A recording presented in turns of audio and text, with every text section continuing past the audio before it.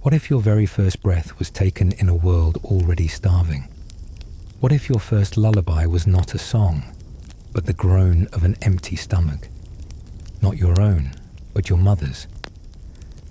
Between the years 1315 and 1317, Northern Europe was swallowed by something far more terrifying than war. The skies turned grey, and they stayed that way. The rains came, and they never left. Not for a season, not for a year, but for 3 long, cold, merciless years. In that time, millions of lives were tested, and for many, life itself became a sentence. But for those born into this calamity, those who knew no before, no memory of a harvest, a feast, a dry day, the world was always broken, always cruel, always hungry. They were born into a land that no longer fed its own, and they never had a chance. The High Middle Ages had, until that point, been a time of growth. Europe had recovered from earlier dark centuries. Populations rose, markets bloomed, villages spread into the forests. But then the skies shifted. It began with storms. Cold, unending rain swept across England, France, the Low Countries, and into Germany. Crops drowned before they could root. Grain never ripened. Fields turned to mud, then to rot. By the end of 1315, entire regions reported 0 yield. At first, people waited. Maybe next season, they said, but hope is fragile. And as 1316 arrived, and again brought only rain and decay, fear took its place. The grain stores ran out. Those that hadn't rotted were emptied. Mold and mildew crept through every barn and cellar. Livestock perished en masse. Cow plagues wiped out up to 80% of herds. There were no eggs, no milk, no meat. And yet the mouths remained, especially the youngest ones. Infants were the first to go. With mothers too weak to produce milk and animals dead in the fields, there was nothing left to feed them. Babies cried themselves hoarse, then silent. In some homes, death was the only lullaby left. In others, horror took its place. Chroniclers of the time whispered of cannibalism, of grave robbing for flesh, of mothers abandoning children in the woods, hoping a stranger might feed them, or that death might find them faster there. These were not rumors meant to shock. They were truths so unbearable that they were buried in story, passed down in dark fairy tales. You may know the names, Hansel and Gretel, but behind those tales were bones, and real forgotten children. Imagine the daily life of a child born in this time. Your home is a damp hut, barely keeping out the rain. Each morning, your parents scour the forest floor for acorns or roots. You follow, barefoot, your breath visible in the cold. There is no laughter, no play. Dinner is whatever your father did not trade for scraps. Black bread if you're lucky, mouldy more often than not. Your mother feeds you in silence. Her hands shake, not with emotion, but with weakness. There is no strength left to cry. In some villages, children old enough to walk were sent to wander alone, knocking on doors to beg for food. But every door was the same, closed, silent, or filled with people just as hungry as you. By night, the village sleeps in stillness. There are no animals left to stir, no cows, no dogs, no birds. Even sound has died. Starvation was not the only plague. Disease soon followed. Pneumonia, tuberculosis, fevers. In bodies already weakened, they swept through entire communities like fire through straw. A newborn, already malnourished, stood no chance. Children disappeared before they could be named, before they could be held, sometimes before they could even open their eyes. Death became ordinary, and that is perhaps the greatest tragedy of all. There was no escape. The famine covered everything. From the British Isles to the rivers of Germany, the rains fell equally, Entire provinces starved together. You could not run from it. The roads were flooded, impassable, and those who tried to flee found no welcome. City gates were barred against beggars. Urban centres, full of their own suffering, turned away the desperate. Monasteries, once havens of charity, were themselves depleted. Monks collapsed in their own sanctuaries. The church could no longer save its flock, and many wondered aloud whether God had abandoned them too. Feudal law forbade most peasants from leaving their lord's land. But even if they dared, what then?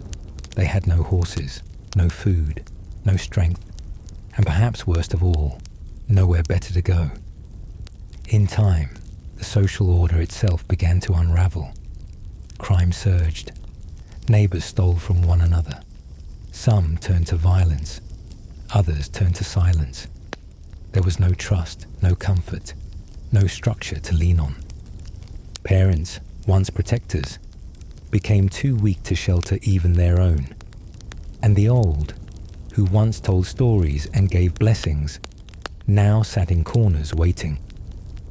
Faith eroded. Some believed the famine was punishment. Others believed it was simply proof that there was no divine justice, that there never had been. The world had stopped making sense, and when meaning disappears, so too does morality. When the famine finally lifted in 1317, the damage had already been done. Fields needed years to recover, so did the people. But while the soil slowly returned to life, many survivors never did. They were not the same. How could they be? Children who had grown up in hunger became adults who remembered. They did not speak of it often, but it shaped how they raised their own families, how they trusted others, how they saw the world. It changed their stories. It made them darker. Folklore grew thorns. Myths became warnings, and a generation carried the silence of the famine inside them for the rest of their lives. Historians estimate that in some regions, 10 to 25% of the population died, but numbers do not capture what was lost. They do not tell you about the mother who held her baby as he starved, or the child who knocked on every door in a village and found only corpses, or the priest who stood before an empty altar, unable to offer hope to anyone, including himself. One chronicler wrote, "In 1315 there was a great famine. The living could scarce suffice to bury the dead. Horseflesh and dog's flesh was accounted good meat, and some ate their own children." These are not words meant for history books alone. They are echoes of suffering so vast, so all-encompassing, that even the dead became a burden the living could not carry. We often imagine history through moments of fire, wars, revolutions, explosions. But sometimes the greatest tragedies are quiet. They come as rain, cold, hunger. They do not shout. They whisper. They seep into the bones. And they wait. The Great Famine of 1315 to 1317 was not marked by swords or kings. It left no heroic battles, no legendary conquests, only silence, only absence, only the haunted eyes of those too young to understand why the world did not want them. And so, if you were born then, your life was not a tale of survival. It was a flicker, a brief flickering light, pressed down by cloud and storm. Your mother loved you, your father tried, but love and effort were no match for the sky, and your name, if it was ever spoken, was buried with you beneath the wet earth, unmarked, unremembered, but never, ever without meaning. What if the very air you breathe could kill you? What if your first memory, before language, before love, was the stench of decay outside your window? And what if you were never held, never kissed, never rocked to sleep? Not because your parents didn't care, but because touching you might kill them too. This was Florence in 1348, a cradle of civilization turned cradle of death.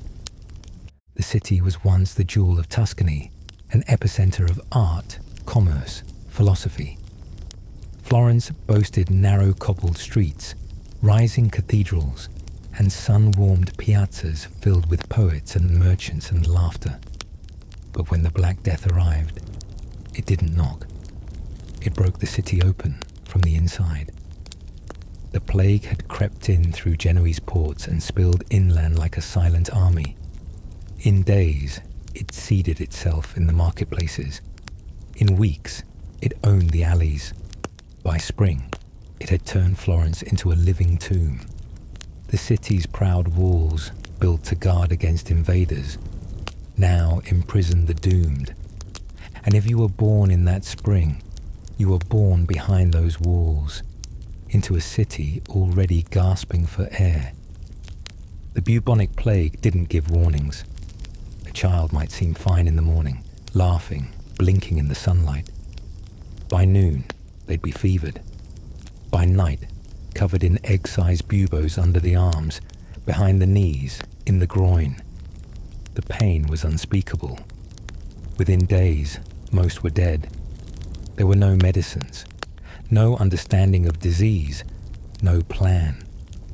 A mother giving birth might die hours later, leaving a newborn to be passed from fevered hands to trembling ones, until no hands were left. At its peak, Florence was losing hundreds of lives every day. Some say half the city died in a matter of months. There were not enough gravediggers, not enough priests, not enough wood for coffins. Funeral bells once tolled for every soul. But soon there were too many. The bells fell silent. Death was too constant to count. They buried the bodies in pits, mass graves dug hurriedly, filled with children and elders alike. Infants were wrapped in rags, unnamed, and laid in folds beside strangers. Some were stacked like firewood. Boccaccio, the Florentine chronicler, wrote that corpses were treated no better than animals, sometimes worse. It was not cruelty, it was desperation. And amid all this, the living continued to give birth. Babies came into the world to find silence and shadow. There were no lullabies, no midwives, no crowded rooms of relatives waiting to cheer. Often, there was only a mother, sick herself, groaning through labor in a room no one dared enter. Many newborns were orphaned before they took their first step. Some were abandoned, not from malice, but from paralysis. Neighbors feared even opening doors. Fathers buried mothers. Mothers buried children. The survivors became numb. Death was no longer a tragedy. It was routine. Within homes, chaos reigned.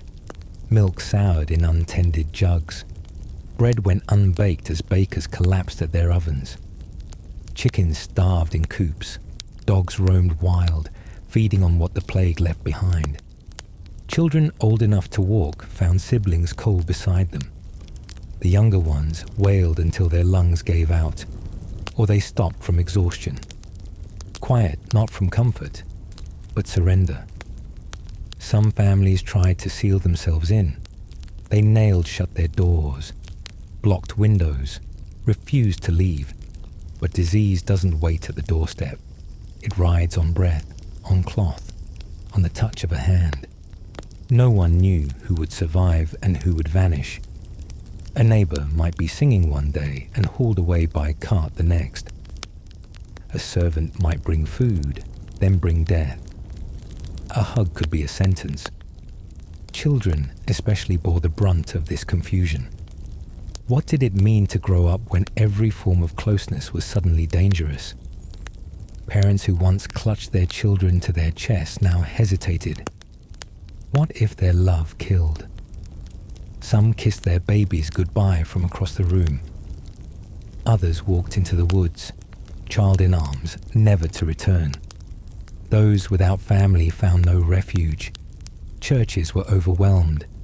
Orphanages shut their doors. The poor died in tenements, unnoticed, until the smell of rot announced their passing. The rich fled to country villas, but not all of them escaped. Servants brought the plague with them. The wind did the rest. The streets of Florence, once alive with cellars and song, became eerily still. Bodies lay in doorways. Dogs tore at open chests.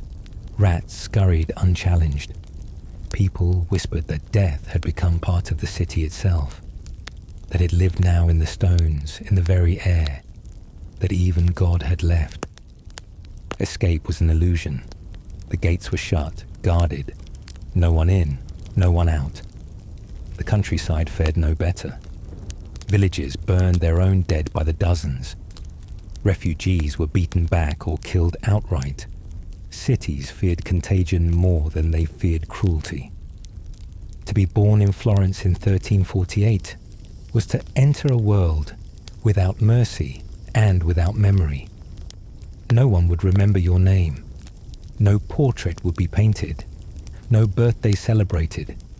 Your life would flicker, fade, and vanish, and the world would continue burning. And yet, some survived. Some babies were held by trembling hands. Some were fed with whatever could be found: thin gruel, old cheese, crumbs. Some mothers, despite the odds, lived long enough to sing once more. And for those children who lived, the plague became not an event, but a ghost. One that haunted every memory, every silence. Those survivors grew into a different kind of people. They distrusted the comfort of crowds. They grew wary of celebration. They understood, even as children, that life was never promised, that joy was fleeting, that a cough could mean a funeral. Emotionally, Florence never truly recovered. Its citizens learned to live in shadow. They buried their dead and built cathedrals over the bones. They painted death into their art. Grim reapers, dance macabres, skeletons walking hand in hand with kings and paupers. The plague was not forgotten. It was carved into memory, into faith, into fear. And from this came a strange kind of beauty, a resilience forged not from strength but from suffering. Florence rose again, not with the same innocence, but with wisdom. The Renaissance would bloom from the ashes, but the soil it grew in was soaked in sorrow. The children of 1348 carried the plague with them, not in their blood, but in their silence. They spoke less, dreamed differently. They remembered the stink of death more than the scent of roses. Their lullabies were the moans of the sick. Their stories began not with once upon a time, but with before the plague. And some, like Boccaccio, turned that memory into literature. He wrote the Decameron in the years after, framing the stories as told by a group of young Florentines who fled the city during the plague. They told tales to keep the darkness out. They laughed to keep from breaking. He, like many, had seen too much, heard too many names never spoken again.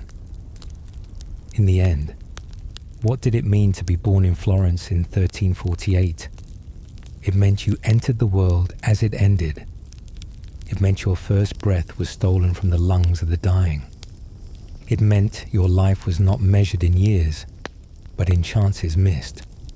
And if you lived, if you somehow impossibly lived, then your existence became an echo, a testament not to strength, but to accident, to fortune, to the thin, fragile thread that binds us to this earth. You are not the hero. You are not the artist. You are not the priest or the merchant or the builder. You were simply alive. And in a city made of ash and memory, that was the rarest thing of all. You are born in a city of wisdom, a city of philosophers and poets, of white marble courtyards and olive groves, where the air once carried the laughter of children and the hum of the agora's debates. Athens, cradle of democracy, beacon of learning, a jewel of the Aegean. But not anymore. Now the city smells of ash and rot and panic. Now the wind no longer brings song, but the cries of the dying. The year is 430 BC, the second year of the Peloponnesian War. Sparta is at the gates, but Athens has a greater enemy, an invisible one that has seeped into every crevice, every household, every breath. The plague of Athens has arrived, and you, fragile new, are born in its shadow. The city had been crowded before, but with Spartan troops pressing in from the countryside, thousands of rural refugees fled behind the city's long walls. They brought nothing but fear, and that fear turned the city into a hive, hot, stifling, unclean. The disease came through the port of Piraeus, slipped in with cargo and sailors, and settled in the narrow lanes and shared courtyards of the city like smoke that would not lift. No one knew its name. Even today, historians argue, was it typhus, smallpox, Ebola? No one agrees, but everyone agrees it was brutal, and in this you were born. Thucydides, who lived through it, described the symptoms. Fever that burned from within, eyes reddened like hot coals, throats raw and bleeding, unquenchable thirst. People threw themselves into fountains, wells, sea, anything to cool the fire inside them. Then came vomiting, diarrhea, sores that broke the skin and spirit. Most died by the seventh day. By then, they were hallucinating, delirious, slipping into silence. What chance did a newborn have? If your mother was already infected, she may never hold you. If she wasn't, touching you might end her life. And so many babies were born to empty rooms. Or worse, to mothers too weak to care, fathers already gone, families too afraid to enter. The bonds that held Athens, its laws, its gods, its customs, broke down like wax in fire. Funerals ceased. Bodies were left in doorways or thrown onto pyres already burning. People stopped asking names. There were too many. The streets of Athens, once filled with the chatter of Socrates, the chorus of Sophocles, now echoed with silence, and coughing, and grief. Imagine your first lullaby being the sound of bodies being dragged through marble alleys. Daily life became nightmare. Children wandered alone, some too young to understand what had happened, tugging at the robes of fallen parents. Others old enough to know, but too small to bury them. Houses turned into tombs. Behind shuttered doors, whole families passed into death without witness. Food rotted in kitchens. Bread remained unbaked. No one visited the sick. No one opened the door. Neighbors vanished. Friends avoided each other in the streets, faces hidden in cloaks. Even the temples offered no comfort. Priests died too. The statues of the gods stood mute, stained with smoke. And still, babies were born. Born into households that no longer had lullabies or nurses. Born into apartments where death had already marked every wall. Some lived a week, others just hours. Even if you were strong, even if you cried with healthy lungs, there was no guarantee you would be fed, or held, or even noticed.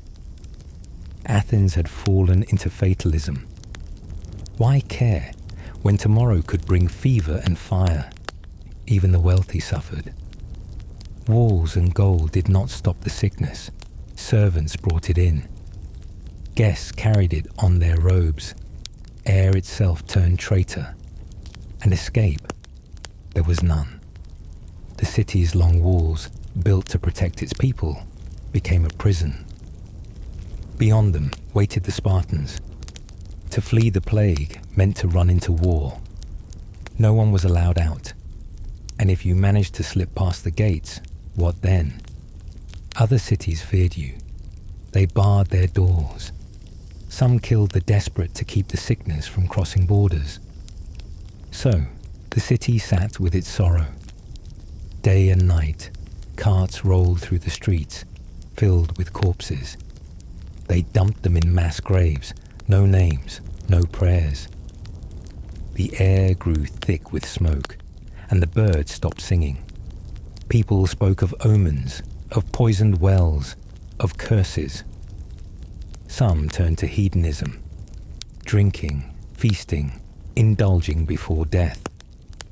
Others turned inward, hollowed by fear, barely speaking. No one visited the sick anymore. The sick died staring at ceilings, whispering names to no one. Children grew silent. Their toys were left untouched. Their playmates vanished. Their days spent listening to the next door's crying, or worse, its silence. Even infants could feel it, the weight of dread, the absence of warmth. Some cried until their voices failed. Others gave up, lay still, slept more than they should have. If you were born in Athens in 430 BC, you learned early that the world was not kind, that people disappeared without reason, that the gods stayed silent, that nothing, no ritual, no status, no virtue, could protect you. And when you grew, if you grew, you inherited a city that was not whole. Pericles, the city's leader, died during the plague. With him went unity, vision, hope. Athens, once proud and golden, stumbled. The war dragged on. Its walls remained, but its heart had changed. Children who survived the plague years became adults with haunted eyes. They remembered the smell of smoke, the sight of neighbors burning their dead, the sound of their mother's breathing turning ragged, then still. Some turned bitter. Some became philosophers. Some refused to speak of those years at all. But all of them carried the silence inside them, the emptiness left by a childhood where nothing was normal. The agora no longer brought joy. Theatres remained empty. Festivals, once grand, returned only slowly, muted, altered. Art changed too. Plays like Oedipus Rex emerged, opening with a city gripped by plague. Death became a theme, fate a prison. Even the gods, once protectors, became distant. Some prayed more, others never prayed again. And so, Athens changed. The plague did not just take lives, it took certainty. It taught a generation that laws were paper, that rituals could be discarded, that when death walks openly, people forget how to be human. But somehow, in the ruins, people continued. Children grew into adults. They rebuilt, even with trembling hands. And though the laughter never sounded quite the same, it returned. Somehow Athens endured. But the children of the plague? They carried a different legacy, not of glory, not of marble, but of memory. They remembered the days when temples closed their doors, when family meant risk, when fire was the only right the dead received. They were not the ones who gave speeches or led armies, but they lived. And in doing so, they bore witness to a truth many try to forget, that civilization is fragile, that even in a city of reason, beauty, and law, chaos can bloom overnight, that to be born in the wrong time, in the wrong place, is to carry wounds invisible to history, but unforgettable to the soul. Athens would write philosophy, create art, dream democracy, But in 430 BC, it was a tomb. And those born then, they were not remembered in stone, but they knew the truth beneath the marble. They knew what it meant to be forgotten while still alive. They knew what it meant to survive when no one else did. They were the silent generation, born behind the walls, swaddled in fever, fed on fear, and somehow still breathing. You were born in a city that believed it could never fall, a city that had outlasted kings, fires, revolts, plagues, the eternal heart of a dying empire. Marble columns lined your streets, not ruins. Statues of emperors still stood tall, staring beyond the Tiber. This was Rome, or so it had been. By the time you opened your eyes, the myth had already begun to unravel.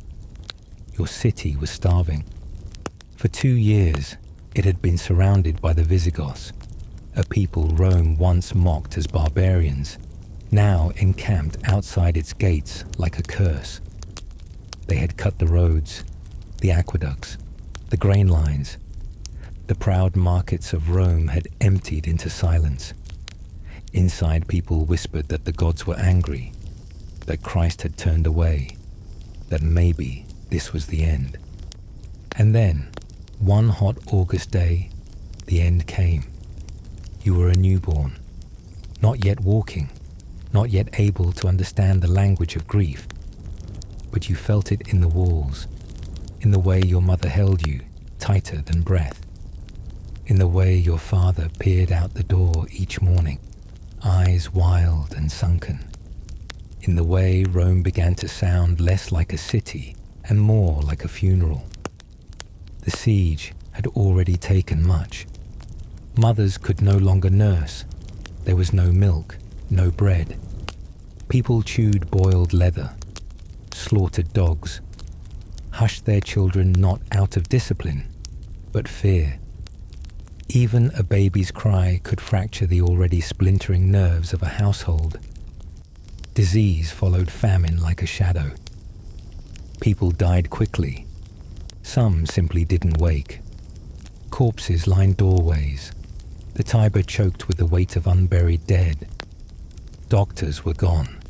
Priests overwhelmed. Every day that passed, Rome grew quieter, not with peace, but with the suffocating hush of surrender. And then, the gates fell. On August 24th, 410 AD, the Visigoths entered Rome. No trumpets, no resistance, just doors opening, walls cracking, and a silence too heavy to describe. War had come, and it came on horseback. Families scrambled, homes were broken into, statues shattered, fires lit, the sound of steel on wood, men screaming, women crying, children hiding behind curtains, hoping they wouldn't be seen. Maybe your father tried to flee with you in his arms. Maybe your mother crouched in a temple, whispering prayers between your sobs.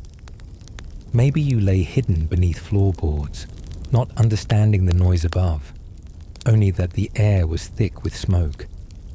Some homes resisted, most didn't. The sack of Rome lasted 3 days.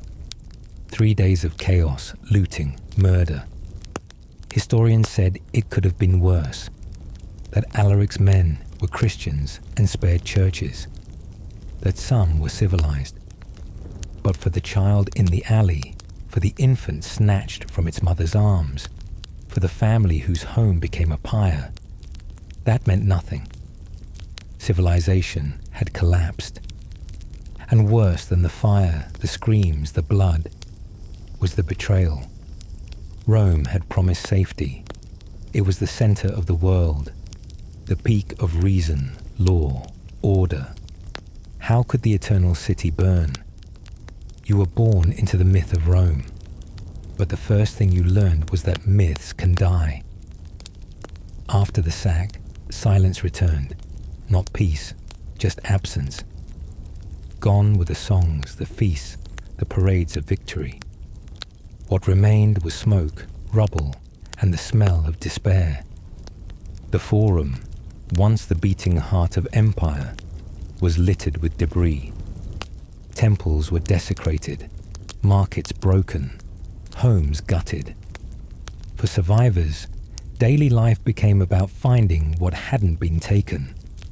Mothers looked for children. Fathers searched for wives. Infants like you were cradled in burnt-out buildings, fed water from broken pots, wrapped in cloaks from looted homes. There were no more nurses, no more lullabies, just quiet, desperate breathing. Churches, once full of hymn and incense, became shelters. Refugees packed the basilicas, hoping divine walls would keep out sorrow. Some said miracles happened, that a crying baby was spared by a soldier who dropped his sword and wept.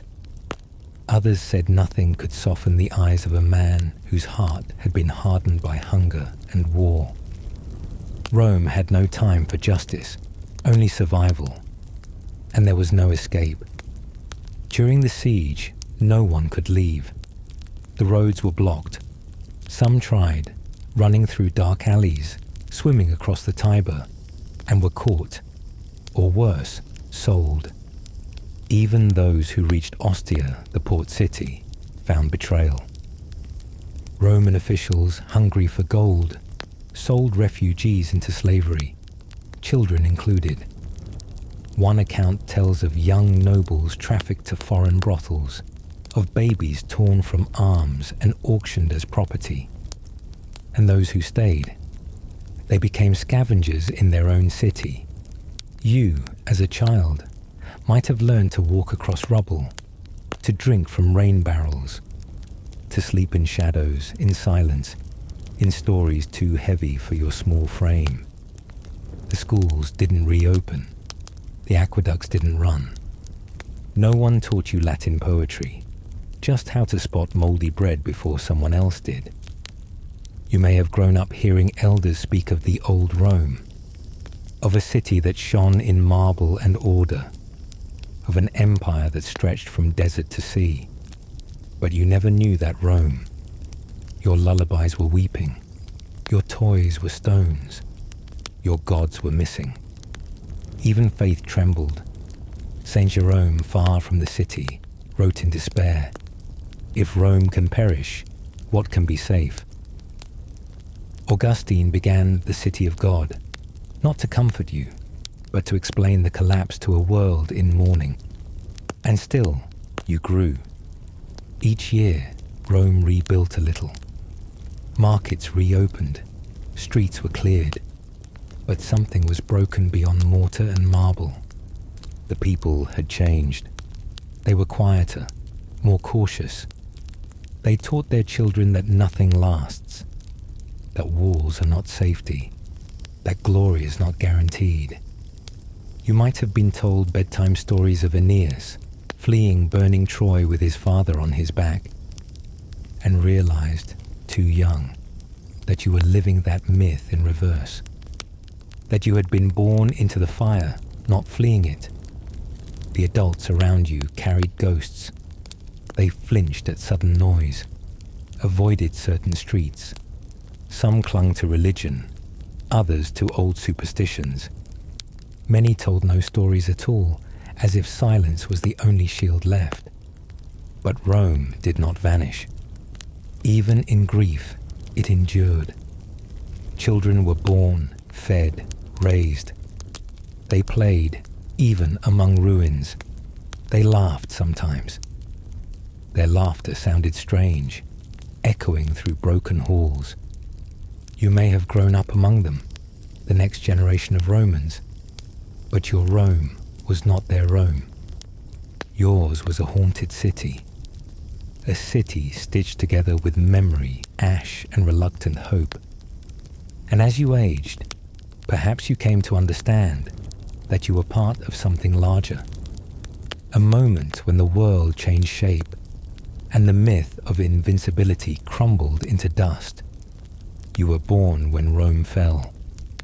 and you carried that fall in your bones, not as a curse, but as a truth, that no city is eternal, that even the greatest can weep, that the center of the world can become its edge in a single day. And somehow, in the quiet that follows, life still finds a way to begin again. You were born beneath a sky stained with smoke. The city you opened your eyes to had once been called the jewel of the world. But the moment your first breath came, Baghdad was already dying. It was February of 1258. The Mongols had come, not as travelers, not as guests, but as a wave of ruin. Baghdad, once the capital of the Abbasid Caliphate, stood proud for 5 centuries.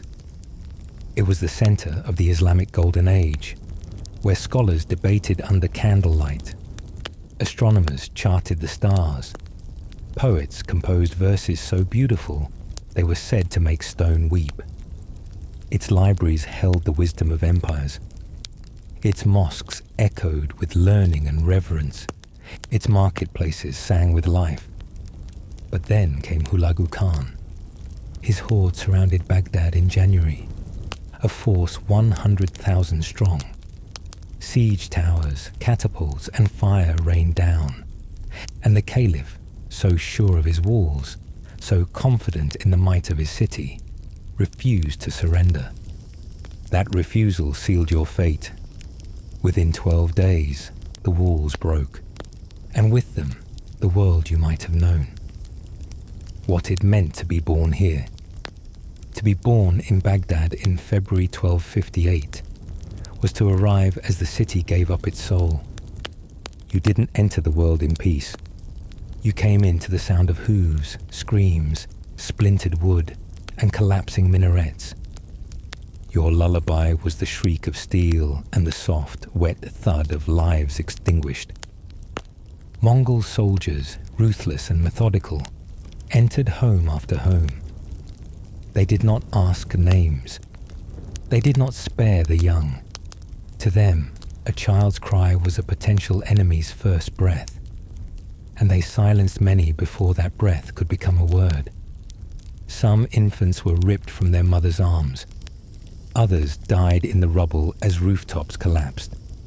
A few were taken, bound, sold, or absorbed into the endless march of captives. But most were not so fortunate.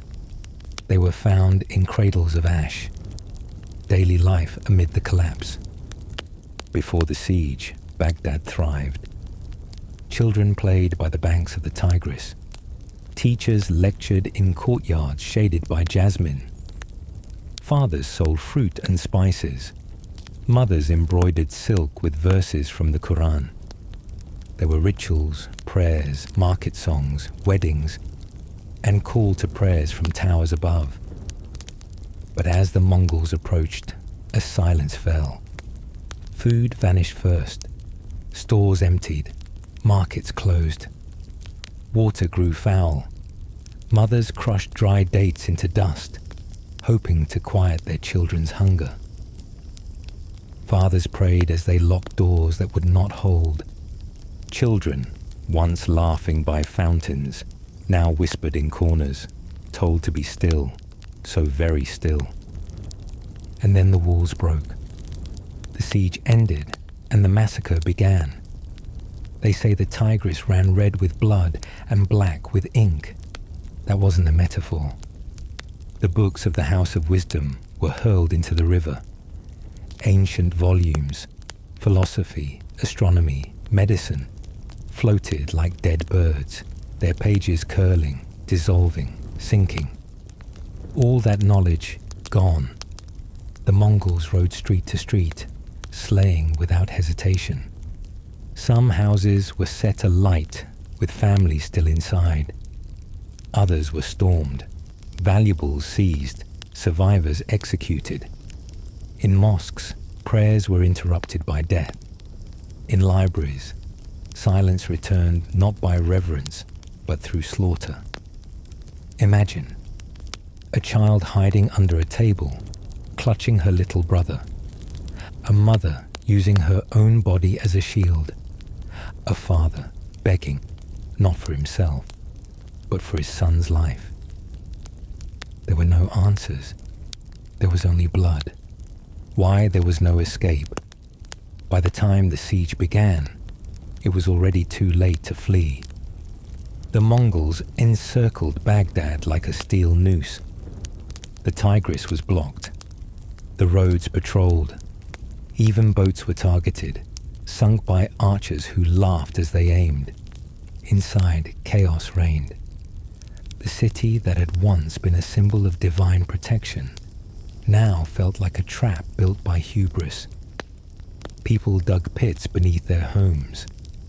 They gathered in mosques and tombs, believing those sacred places might be spared. But the Mongols did not honor sanctuary. They entered. They desecrated. They destroyed. Even the Caliph, descendant of the Prophet's uncle, a man believed to be second only to kings, was killed. Legend says he was rolled in a carpet and trampled by horses. If the Caliph could not be spared, who could? Some tried to bribe their way out. A few aristocrats may have slipped through hidden tunnels, but for most, especially women, children, the elderly, the poor, there was nowhere to run, no place to hide. You were born behind a wall of swords, and the blades were already inside. The emotional wound, the physical destruction was complete, but the emotional wound, that lasted far longer. Imagine growing up surrounded by ruins. Your family, if they survived, whispered names of those lost. Your elders could not speak of what they saw without trembling. There were no lullabies, only laments. Children who survived the sack grew up haunted. They played among skulls. Their stories were not of brave heroes, but of butchered scholars and burning cities. There were no schools left, no teachers, no books. Learning was passed through fragments, mothers telling their children what they remembered before the books were burned. Once, they'd say, once we had knowledge that reached the stars. And the child would look up and wonder what else had been lost to that river of ink. Faith itself faltered. Baghdad had been sacred, and its fall sent a theological shockwave. If God allowed this, what did it mean? Some turned bitter. Others turned inward, toward mysticism. Sufism rose from these ashes, an attempt to make peace with pain, to find God not in power, but in endurance. The trauma rewrote culture. Songs grew mournful. Poetry spoke of dust and bones. Children were named for survival, not glory. The end of a world. The fall of Baghdad marked more than the loss of a city. It ended the Abbasid Caliphate. It halted the Islamic Golden Age. It erased centuries in a single week. You, if you lived, were born into a new era. Not one of light, but of shadows. Your childhood was spent gathering pieces, stories, relics, whispers. The grandeur your city once knew existed only in dreams. And the dreams came with nightmares, the unseen survivors. We remember Baghdad as a ruin, but someone had to live through it to tell the tale. You, born in that hour, were one of the unseen survivors. Perhaps you were carried away by Mongols, growing up in chains. Perhaps you were hidden in a basement, raised by a grandmother who no longer spoke. Maybe you lost your name in the smoke, but you existed, and you carried the memory. Your first steps were across broken tiles. Your first words spoken to a city that had forgotten how to speak back. You were Baghdad's child, born not of peace or promise, but of fire and grief. And even if no poem bore your name, no scholar wrote your tale, you were part of the final chapter. the last flicker of a golden lamp before the night fell. You were born in a land already split by faith, but torn apart by fire. No lullabies marked your arrival. Only the sound of church bells rung in alarm, soldiers' boots on the frozen ground, and mothers whispering prayers with trembling mouths. This was Central Europe at the dawn of the 30 Years' War. Not a battlefield, but a battleground, vast and breathing, hungry and indifferent. In the low hills of Bohemia, or a village nestled along the Rhine, the air was already thick with fear. For this was not a war with fronts and flags, but a storm without borders.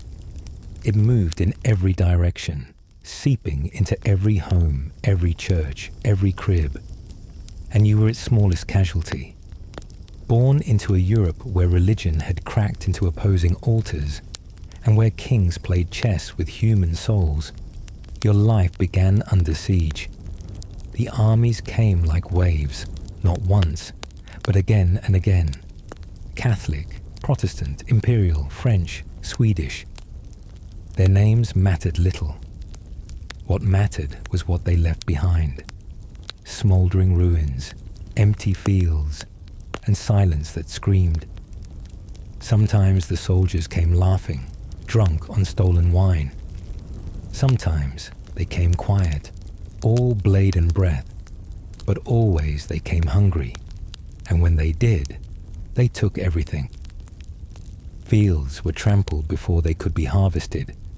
Bread, if it existed, was ripped from the hands of children.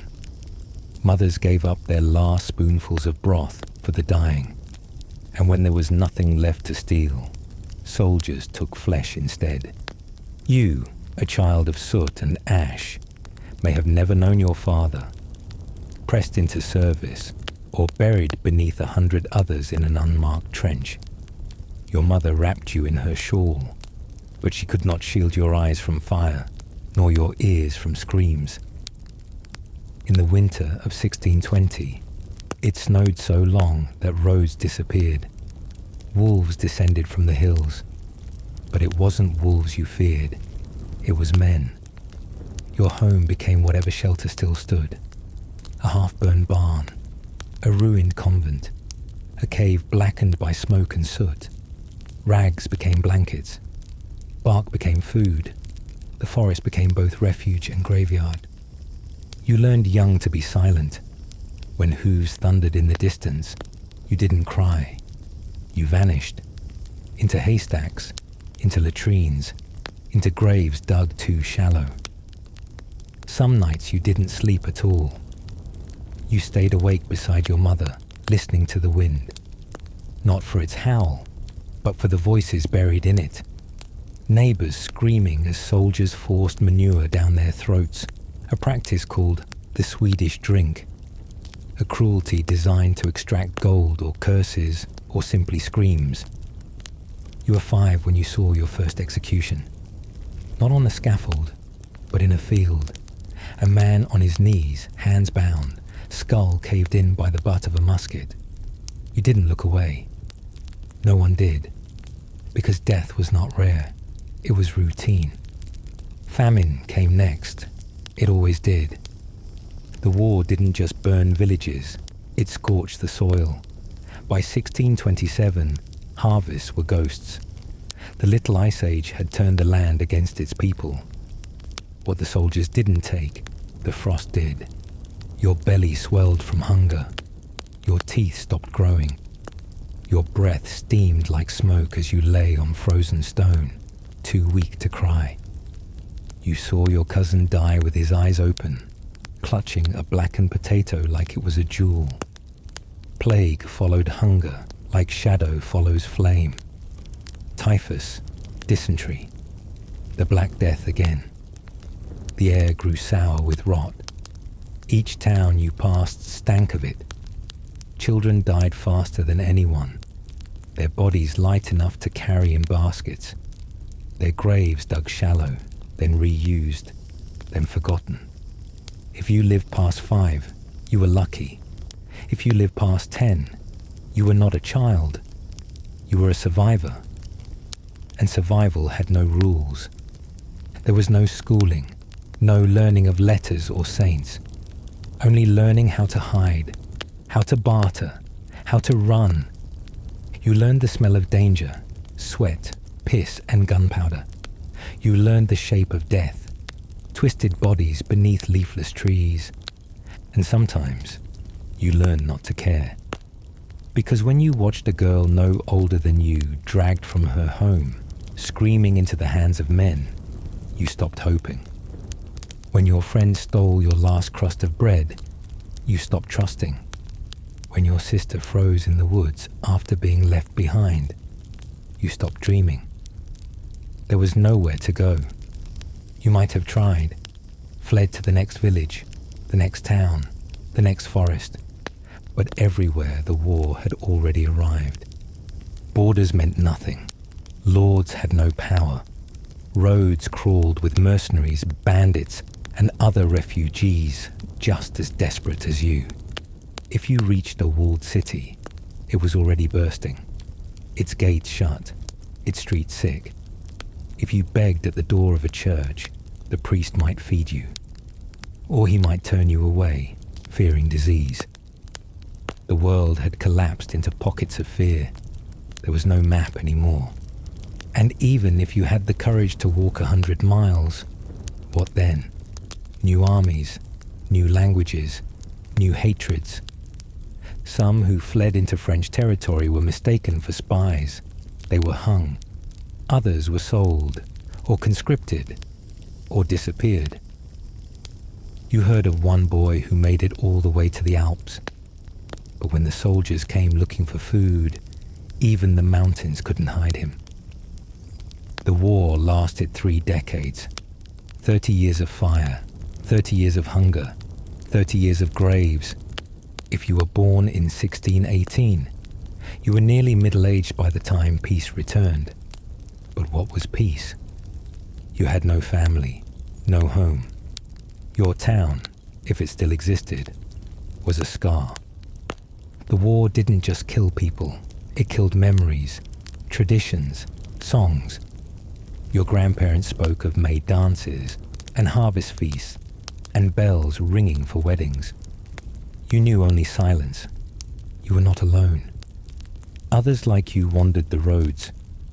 Children with no names, no papers, no hope.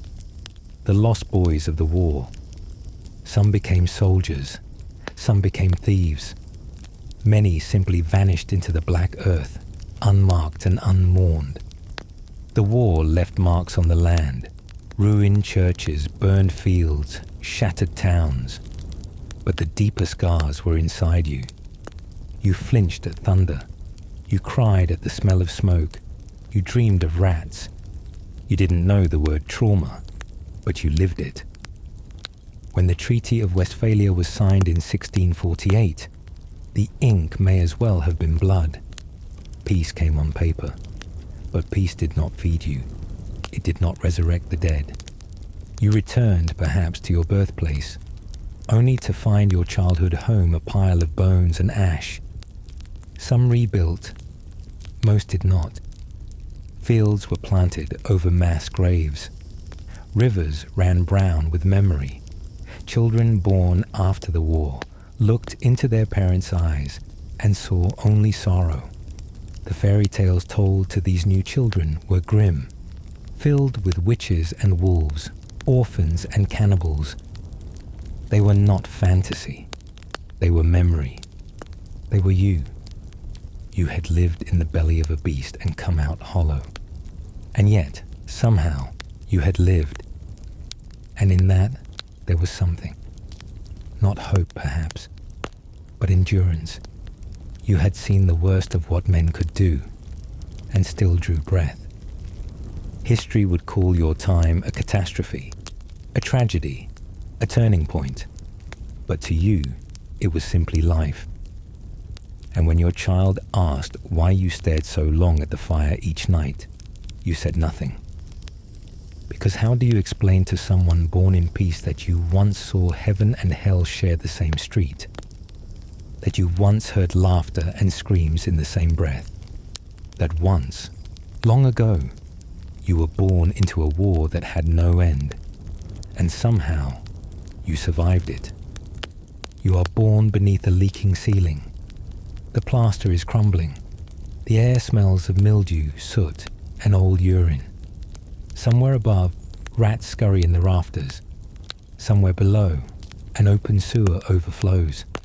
You are not the first child born in this room, and you will not be the last to die here. This is not a nursery. It's a cellar, sunless and damp, carved into the underbelly of the world's greatest city. London, queen of empire, jewel of progress. And yet, for you, for the millions like you, it is a prison built of bricks and smoke. Your mother labors in silence. She has no choice.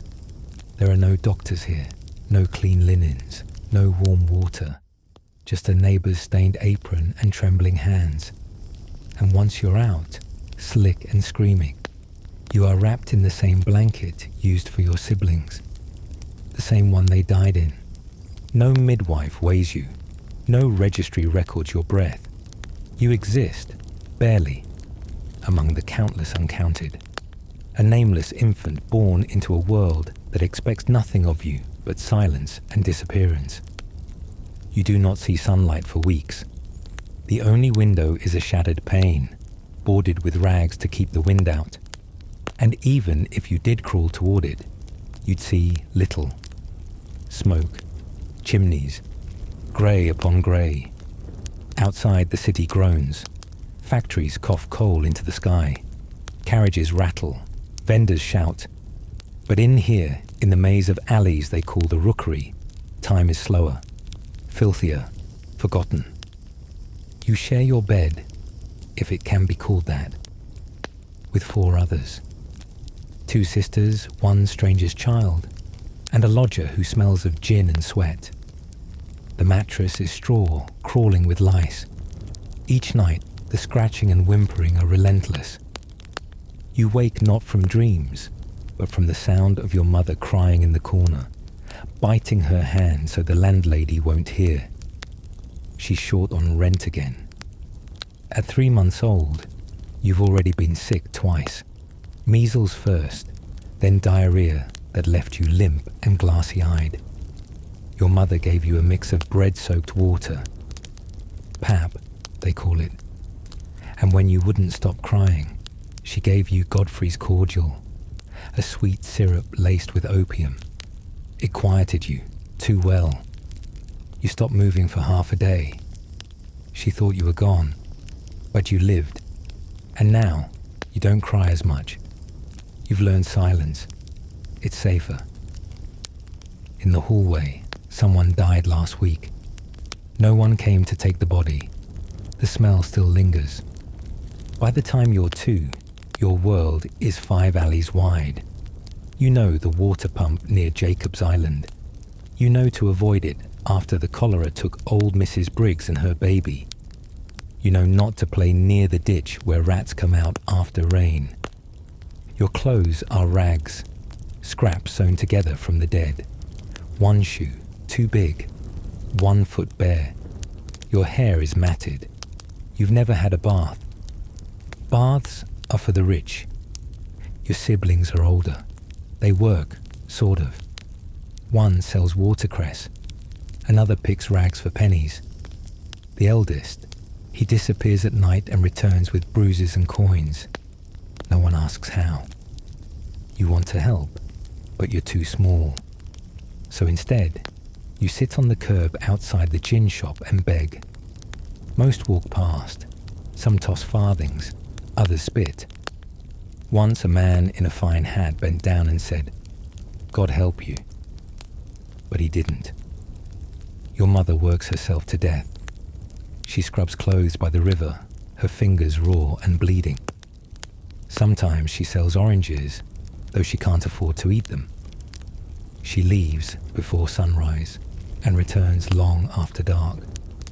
When she leaves, she hands you to the neighbour, Miss Shale. She minds 5 other children and drinks gin for breakfast. Some days she forgets to feed you. Other days, she gives you watered beer. On better days, stale bread dipped in milk. But milk is rare. By 5, you know what a corpse looks like. Last winter, little Harry from 2 doors down froze to death.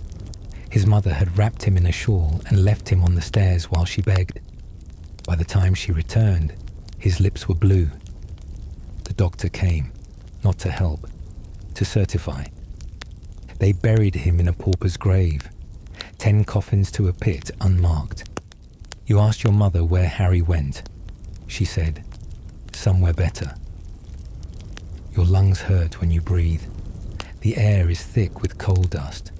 And worse, the smell of excrement, dead animals, spoiled meat. Your nostrils are always burning. Coughing fits wake you at night. Sometimes you see blood. Your mother calls it consumption, a polite word for slow death.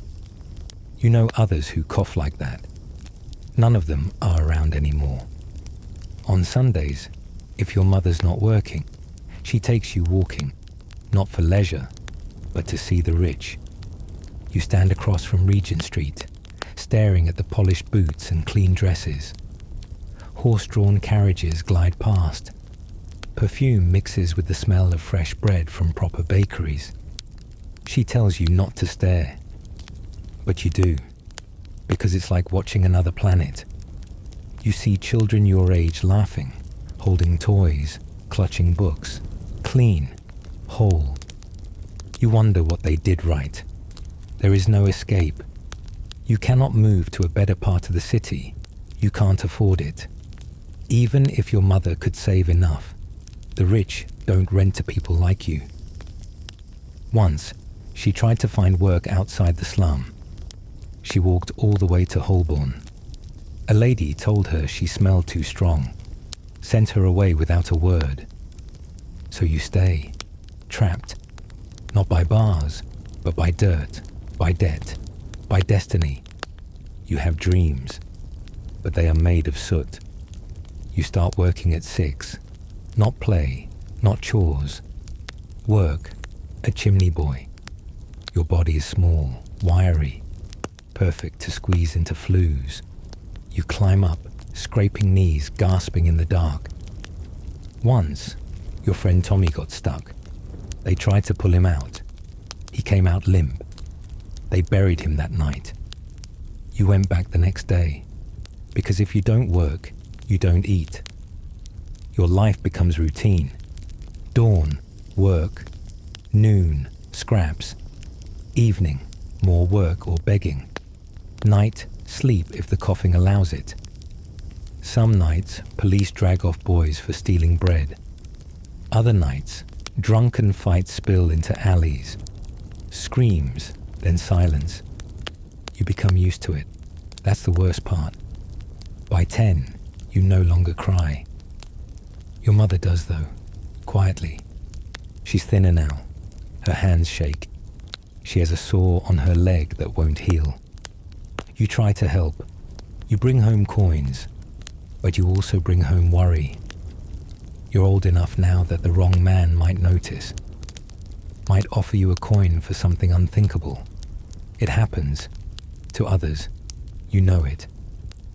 She prays that doesn't happen to you, but she can't protect you forever. Some days, charity workers come. They speak of God, of salvation, of schooling. They give you a crust of bread and a lesson in manners. Then they leave. You're grateful, you really are. But you can't eat scripture. The school, the ragged one, has a roof that leaks and benches with splinters. But you love it. For 1 hour, you learn your letters. You write your name. It's the first time you've seen it on paper. You stare at it, like it means something. You survive the cholera outbreak of 49. Barely. You buried 2 siblings that year. You forget how many cousins. You remember only the smell, the stillness, the shallow graves, and your mother, now just skin and bones, saying, you have to live for them. So you do. Years pass. You grow. Taller but thin. Cautious but quick. You become one of the older ones now. A face others recognize. You're no longer invisible, but you're still poor. Still shackled to these streets. And yet, something's changing. You hear rumors of laws passed, of inspectors coming, of clean water and drains. Not today, but soon. They say men like Barnardo are opening homes, that someone's reading Dickens and listening. You don't believe it. Not really. But then, one day, a lady gives you a clean coat. Another gives you soup. It's something. You will not forget where you came from. Even if one day you leave, you'll remember the smell, the taste of cold bread, the weight of silence. You'll remember what it was to be born in a place where survival was not expected, but stolen. Where your first breath was a gamble, and your second, a rebellion. You are not born into a home. You are born into a crater. No lullaby greets your ears. Only the low, endless rumble of artillery echoing across a shredded landscape. You arrive not with the cry of joy, but into a silence thick with dread. Beneath the broken spines of houses, among the twisted steel of a century gone mad, your first breath tastes of cordite and rot. This is the Western Front, and you were never supposed to be born here. But you were. Your mother's arms are trembling, not from joy, but exhaustion. Her eyes scan the skies for the rumble of distant wings, her ears tuned not to your cooing, but to the whine of incoming shells. The midwife left long ago, if there ever was one. You were delivered in a cellar, your cradle a sack stuffed with straw, your nursery a dugout beneath the remains of a bakery. The bread oven still bears the soot of a time before the world forgot how to feed itself.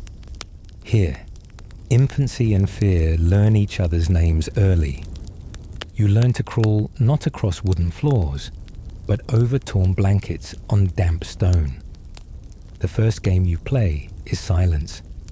Stay quiet, child, so the soldiers above do not mistake you for the enemy. Stay still, child, so the ceiling does not fall. Stay invisible, child, so fate does not see you and take you too. Because even before you've stood, death has already come close. In this place, childhood is carved out of the wreckage. Babies teethe on rags soaked in wine when milk runs dry. Some are rocked to sleep not by the wind, but by the concussive lull of distant shell fire. Mothers tear up letters they can no longer read, feed their fireplaces with postcards from fathers gone missing. Toys are carved from shrapnel, dolls sewn from bootlace and bloodied linen. Sometimes a father returns, but he is not who he was. His eyes are sunk, his hands shake, his voice catches on memories he cannot say aloud. He smiles at you, but only sometimes. Most nights, he stares at the wall while your mother sings alone. You reach for him with fingers too small to understand that something vital was left behind in the mud. You begin to understand that love in wartime wears a different face. As you grow, the war does not end. It grows with you. In the trenches just miles away, boys not much older than your brothers are learning to kill. They wear boots too big for their feet and carry letters from sweethearts who don't know they're dying. They sleep next to corpses. Sometimes they become them. And in some cruel twist of irony, the land still tries to bloom. Poppies push through the shattered soil. The rain falls softly, even as men scream. Birds return, cautiously, as if unsure they're allowed to sing again. There are mornings where the mist hides the worst of it, and for a moment, just a moment, you pretend the world is whole again. But then comes the whistle, the siren. the sky split by thunder. In towns like Ypres, children hide beneath pews as churches collapse. In villages that once had names, now only holes remain. You see your reflection in a puddle darkened by ash. You wonder what normal children see. Do they also flinch when windows rattle? Do they also know the difference between chlorine and mustard gas by smell? In this world, knowing too much too soon is a survival tactic. At night, your dreams are invaded, not by monsters, but by memory. The moan of a dying mule, the hiss of leaking gas, the sound of a soldier singing to himself just to stay sane, just to remember something soft. These become the soundtrack of your sleep. You do not play war, you live it. You do not pretend, you endure. Your mother ages faster than she should. Her hands wrinkle, her breath shortens. There is a tiredness in her bones no rest can cure. She counts rations by candlelight, sews coats from curtains, and prays to a God who has not answered in years. You watch her, quietly learning that strength sometimes looks like survival, not victory. Sometimes other children appear, refugees like you. They speak different tongues but cry in the same language. You trade bits of food, stories of lost homes, names of fathers buried in fields none of you can spell. Together, you invent games where the winner is the one who can forget longest. You never win. Some days are colder than others. Not because of weather, but absence. A neighbor doesn't come back. A soldier doesn't wave. A street is just gone. The grief is not loud here. It is a hum, constant and low, like tinnitus of the heart. And yet, somehow, you keep breathing. You grow tall amid the rubble. You find shoes that almost fit. You help carry water from wells that smell faintly of rust. You wait in line for bread, learning patience too early. You hear your mother hum an old lullaby one evening and it makes you cry, because you remember it from before, but not quite. It's like a ghost of a song. Every so often news arrives, of a battle won, of an enemy pushed back, of a new kind of hope. But it never changes your day. The shelling continues. The sky remains overcast. The price of butter stays too high. You begin to wonder if this is the way the world has always been. And then one day, a new noise. Silence. No shelling. No boots. No cries. Just birdsong. Real, clean, unbroken. Your mother doesn't believe it. She waits 3 hours before letting you outside. When she does, you step over the threshold like it's the edge of a cliff. You see men embracing, women crying, flags being raised. A word whispered through the crowd. Armistice. The war, they say, is over. But you know better. The war may be done with its killing, but not with its haunting. The graves remain, the scars remain. Your father's nightmares remain. The map may shift, but the memories stay anchored like barbed wire in your bones. You are 8. You have never known peace. The trenches will fill with rain and weeds, but not forgiveness. The poppies will bloom, but they will always remind you of blood. You walk through fields where your childhood should have happened and find only rusted helmets and spent cartridges. They tell you to forget. They say it's time to move on. They name new streets, rebuild old schools. But sometimes, when you wake at night and the wind howls just right, it sounds like a shell. And your hands, though grown, still twitch toward the gas mask that isn't there. You survived. But that doesn't mean you were spared. You are the child of the Western Front, born in the shadows of a broken century. You are not a soldier, but war has lived inside you since the day you were born, and it always will. The war may have ended, but the front line never left you. You carry it in the silence between meals, in the way you flinch when someone slams a door, in the ache behind your mother's eyes that no celebration can quite erase.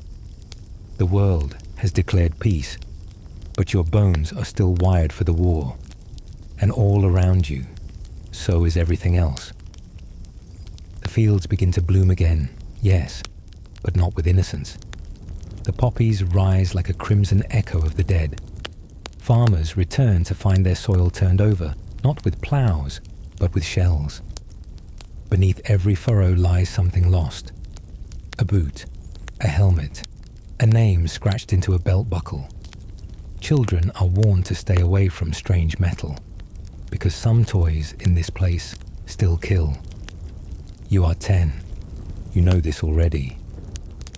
You watch your mother sweep glass from a window shattered not yesterday, but 4 years ago. The repairs take longer than expected, not just because wood and nails are scarce, but because no one has the strength to build what might be destroyed again. Your neighbor tries to plant roses, but they wither. The soil remembers. Everything remembers, even you. School resumes, not in classrooms, but in repurposed chapels, in barns, in tents where the roof flaps with every gust. The teachers are older than they were before, and quieter. They do not speak of the war. They only pause sometimes when someone mentions Verdun, or shows them a photograph of a brother who never returned. And when they call roll, they skip names without explanation. You understand. Some names don't belong to the living anymore. You sit beside children who don't speak your language, who came from other ruined villages, brought by refugees and surviving cousins. You bond not over games, but over nightmares. One boy wets the bed every time it rains. A girl stops speaking entirely when she hears thunder. These are your companions. This is your generation. Born in the breach, the fathers who come back are not always welcome. Some have lost limbs, some have lost minds. Some carry medals, but walk like ghosts. Your own father, if he returned, does not speak much. He drinks more now. He stares at the hearth like it holds answers. Sometimes he grips your shoulder just a little too tight, then weeps as if you were someone else. You do not ask who, and some fathers do not come back at all. The chairs at dinner tables remain empty. The coat hooks hang barren. The shoes by the door never move. You learn to stop waiting. You learn to carry on. You learn to live inside absence. Funerals no longer have flowers, just names and photographs. Sometimes not even that. Outside, the world rebuilds, slowly, haltingly, brick by brick, beam by beam. But the repairs are not just physical. There are new rules, new scars. Women speak louder now. Children notice they don't need to ask permission for everything. Authority, like tradition, has been cracked.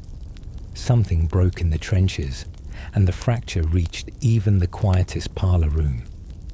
You ask your mother why people bow their heads every November.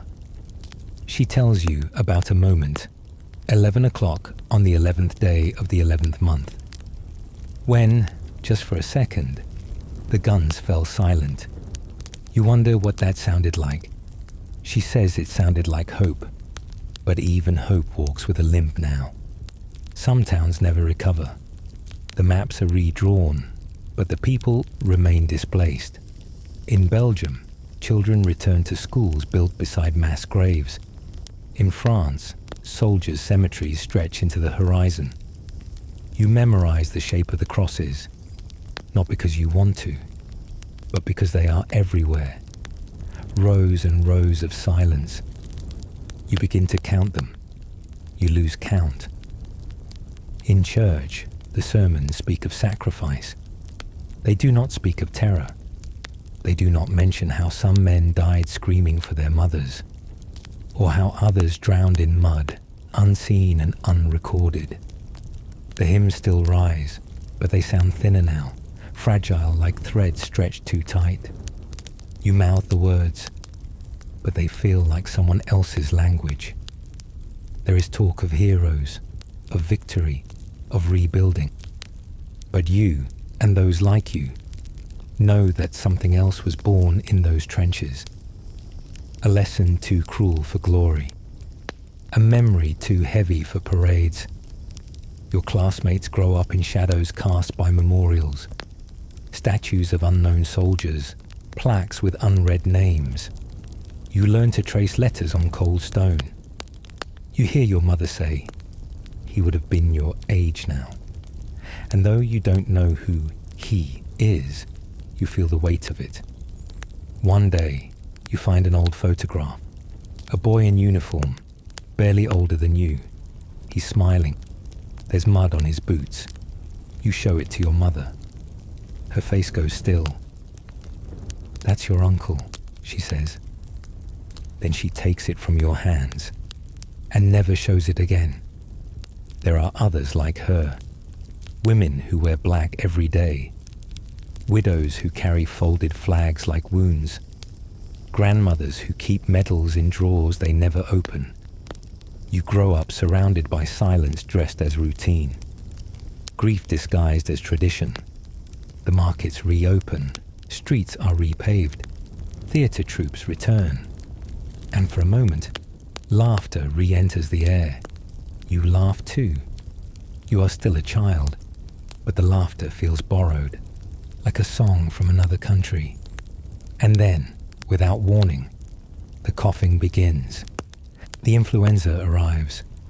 They call it Spanish flu, but it comes with no nationality, only breath and fever.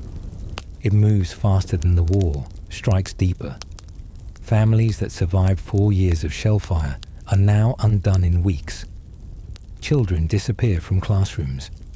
You hear the whispers. Entire villages wiped out. The hospitals, already strained, buckle. Your mother makes you wear a cloth over your mouth. You sleep in a separate room. You do not understand why she cries every morning. Until one day, your friend does not return to school, and no one talks about him again. The war ended, but dying didn't. You grow older, 12, 13. Your legs are longer, your eyes tired. You know the taste of powdered milk, the smell of antiseptic, the sound of mourning.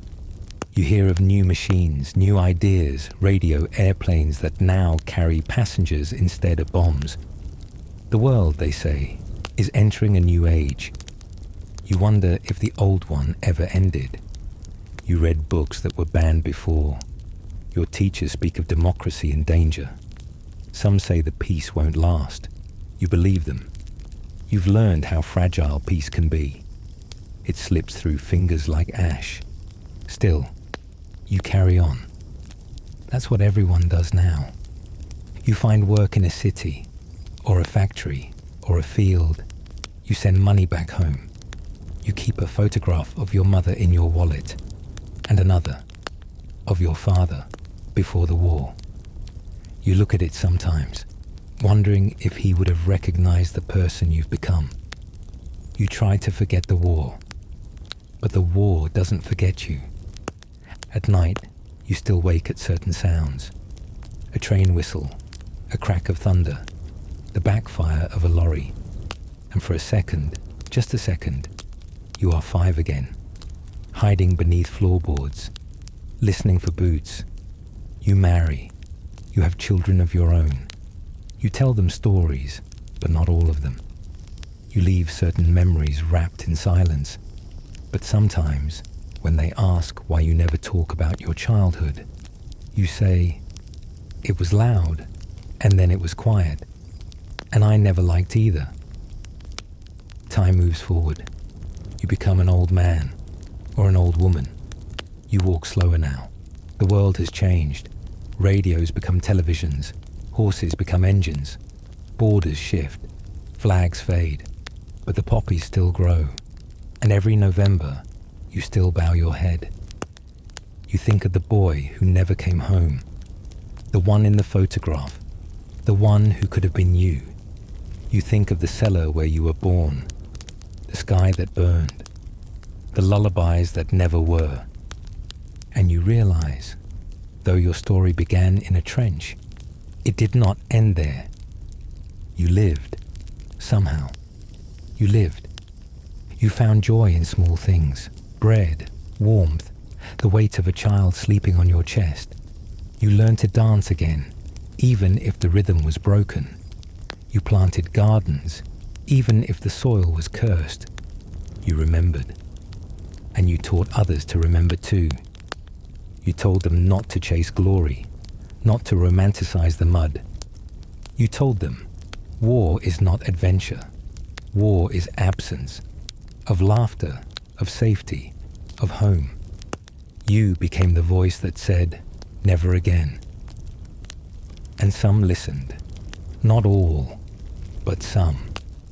When they asked you what it was like, truly like, you paused. Then you said, it was a world without lullabies. Because that's what the Western Front stole from you. Not just peace, not just safety, but the soft things, the warm things, the things that make a childhood whole. You were born in a land of endless green, where rivers coiled like serpents and the canopy breathed like a beast. But that land, your land, was no paradise. It had already been sold, mapped not by native feet, but by foreign greed. Your first cries were not welcomed by ancestral chants or village joy. Number, they were drowned by the bark of gunfire and the shouts of foreign tongues. Because you were born in the Congo Free State, and in this place, birth was not a beginning. It was a countdown. Your father had already vanished into the jungle, taken weeks before you came, shackled with a dozen others to harvest rubber for a quota he could never meet. Your mother bled into the earth the night you were born, but dared not scream. She pressed a cloth to her lips to silence herself, because sound meant attention, and attention meant death. No midwife, no help, just a silent birth in a thatched hut, whose walls still smelled of scorched flesh from the last punitive raid. This was Leopold's Congo, a nation bled dry to decorate drawing rooms in Europe, a kingdom without mercy, where every breath your people took was taxed in blood, sinew, or soul. You had no papers, no rights, no protection. The moment you opened your eyes, you became a liability, or perhaps worse, a bargaining chip. Infants were held as hostages, not spared, not sacred, just tools. If a father's harvest of latex fell short, his child might pay the price. And not abstractly. Number, they came with ropes and rifles and knives, and they made examples. No rubber, no child. They said it like a proverb, like gospel. By the time you were walking, you had already seen things that should never be seen. A boy your size, perhaps your brother, staked to a post for fleeing camp. A woman whipped until her skin hung in tatters for weeping over a dead husband. Children disappeared. Entire villages gone in a night. The force publique, the king's mercenaries, moved like storms through the jungle, and they brought a rain of bullets, fire, and bone-breaking labor. Some nights, your mother held you close, swaddled in stolen rags, whispering stories of a time before rubber, before quotas, before ghosts replaced gods. But even her voice trembled, because even memory was dangerous. To remember was to feel, and to feel was to risk breaking. And broken people didn't survive here. You rarely saw men in your village. The young were taken, pressed into labor, or conscripted to guard the very system that enslaved their own blood. The old were often ignored, too weak to produce, too frail to matter. and the strong. They were whipped into obedience or buried beneath the vines they bled to harvest. Food was what you could scavenge. Sometimes cassava, if a patch had been spared. Sometimes termites. Once, a monkey. But that had cost your cousin 2 fingers, snapped by a trap he didn't understand.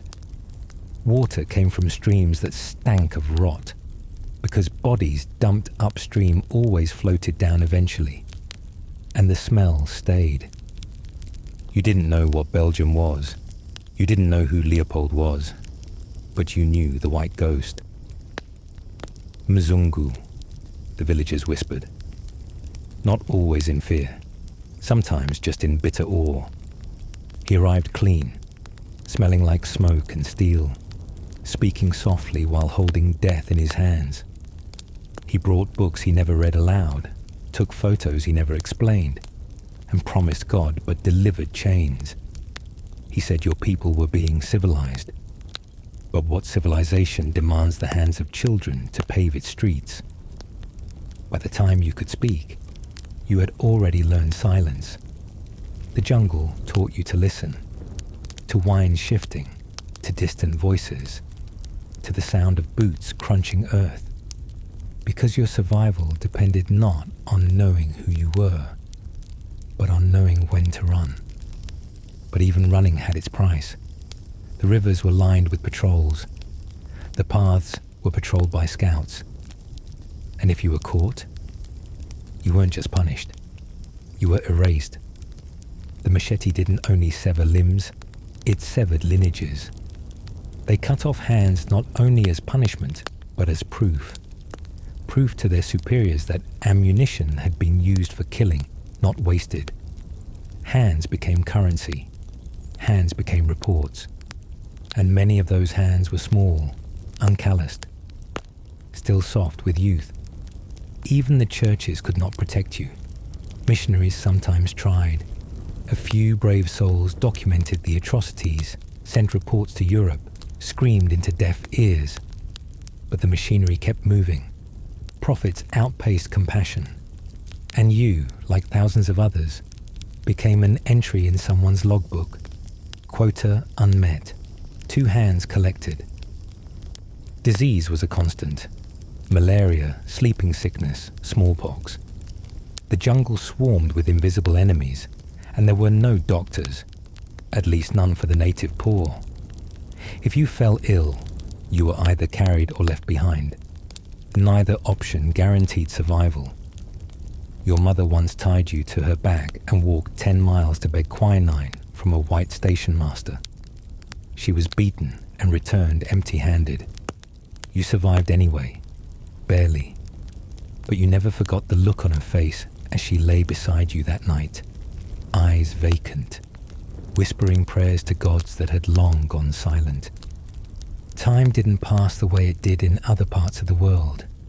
There were no birthdays, no seasons marked by joy, only cycles of harvest, of loss, of pain. Sometimes a child vanished and no one asked where. Not because they didn't care, but because asking was too dangerous. Sometimes entire families were gone in the morning, their huts smouldering, their names never spoken again. Education was a fantasy. The only schools that existed were for the children of European overseers or rare mission enclaves, where literacy was a weapon, not a gift. Your education was different. You learned to spot the glint of metal in the leaves, to interpret the sound of boots versus bare feet, to count silently how many days since the last patrol. That was your curriculum. And yet, even in this hell, there were flickers. A song hummed beneath breath while working the vines. A carved figure hidden in the roots of a tree. Ancestor watching. A mother's kiss on a fevered brow. Not hope, exactly. Just a stubborn refusal to disappear. But for most, disappearance was the end. Villages erased, names lost. Entire cultures atomized under the weight of European appetite. Ivory for piano keys, rubber for tires, children for leverage.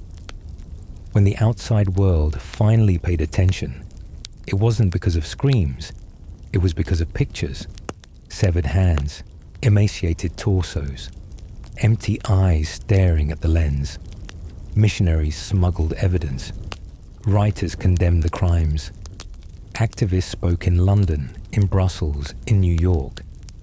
The Congo Reform Association grew, and slowly the world stirred. By 1908, Leopold's personal dominion ended. Under pressure, he handed the Congo to the Belgian state, but the scars remained.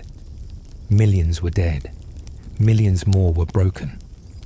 You were among the survivors.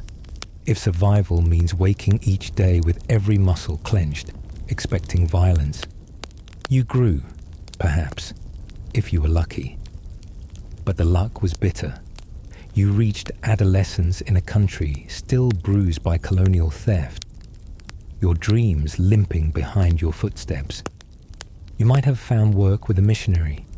You might have fled to the river towns.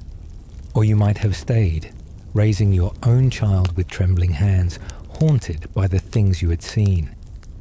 And even if you said nothing, especially if you said nothing, your silence would tell the story. Because some pain is so vast, it echoes across generations. Your grandchildren would know something had happened. They'd hear it in your caution, see it in your gait, feel it in the way you recoiled from loud noises. They would ask, someday, what was it like to be born in the time of the rubber ghosts? And you would not answer, because there were no words, only memories burned into bark, names swallowed by vines, songs turned to sobs. Only one quote survives, echoing down from the century like a bell tolling in grief. All the crimes perpetrated in the Congo have been done in your name. A witness's cry to Leopold II, but also perhaps a cry to all of us.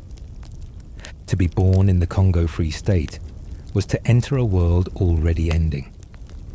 A child of conquest, a casualty of commerce, a heartbeat that history nearly forgot. But you were there, and though they tried to silence your voice, we are still listening. You were born where the sugarcane bleeds. The soil beneath your feet was stained not just with rain, but with generations of tears and sweat, an empire built on backs that bent until they broke. This was Saint-Domingue, the richest colony in the Americas, and perhaps the cruelest. A paradise for the wealthy, a prison for the enslaved. And if you arrived here through your mother's cry, you inherited the collar before your first breath. The world you opened your eyes to was not a cradle, but a command. The sun did not rise for you. It whipped across the sky like a lash.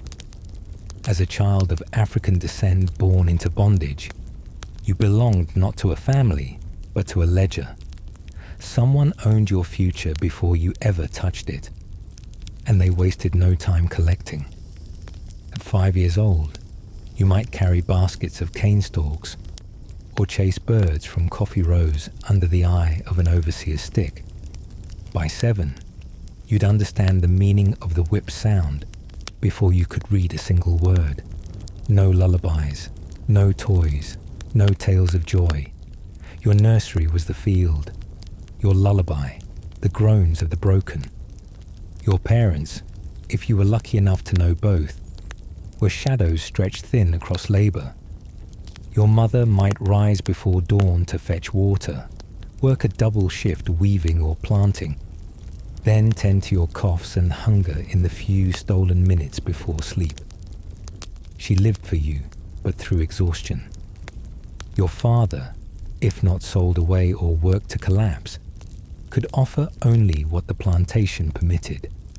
Fleeting lessons in silence, in watching, in waiting. Because waiting was all the enslaved could do. Wait for a better master. Wait for the rains to end. Wait for the day someone decided you were worth a whipping.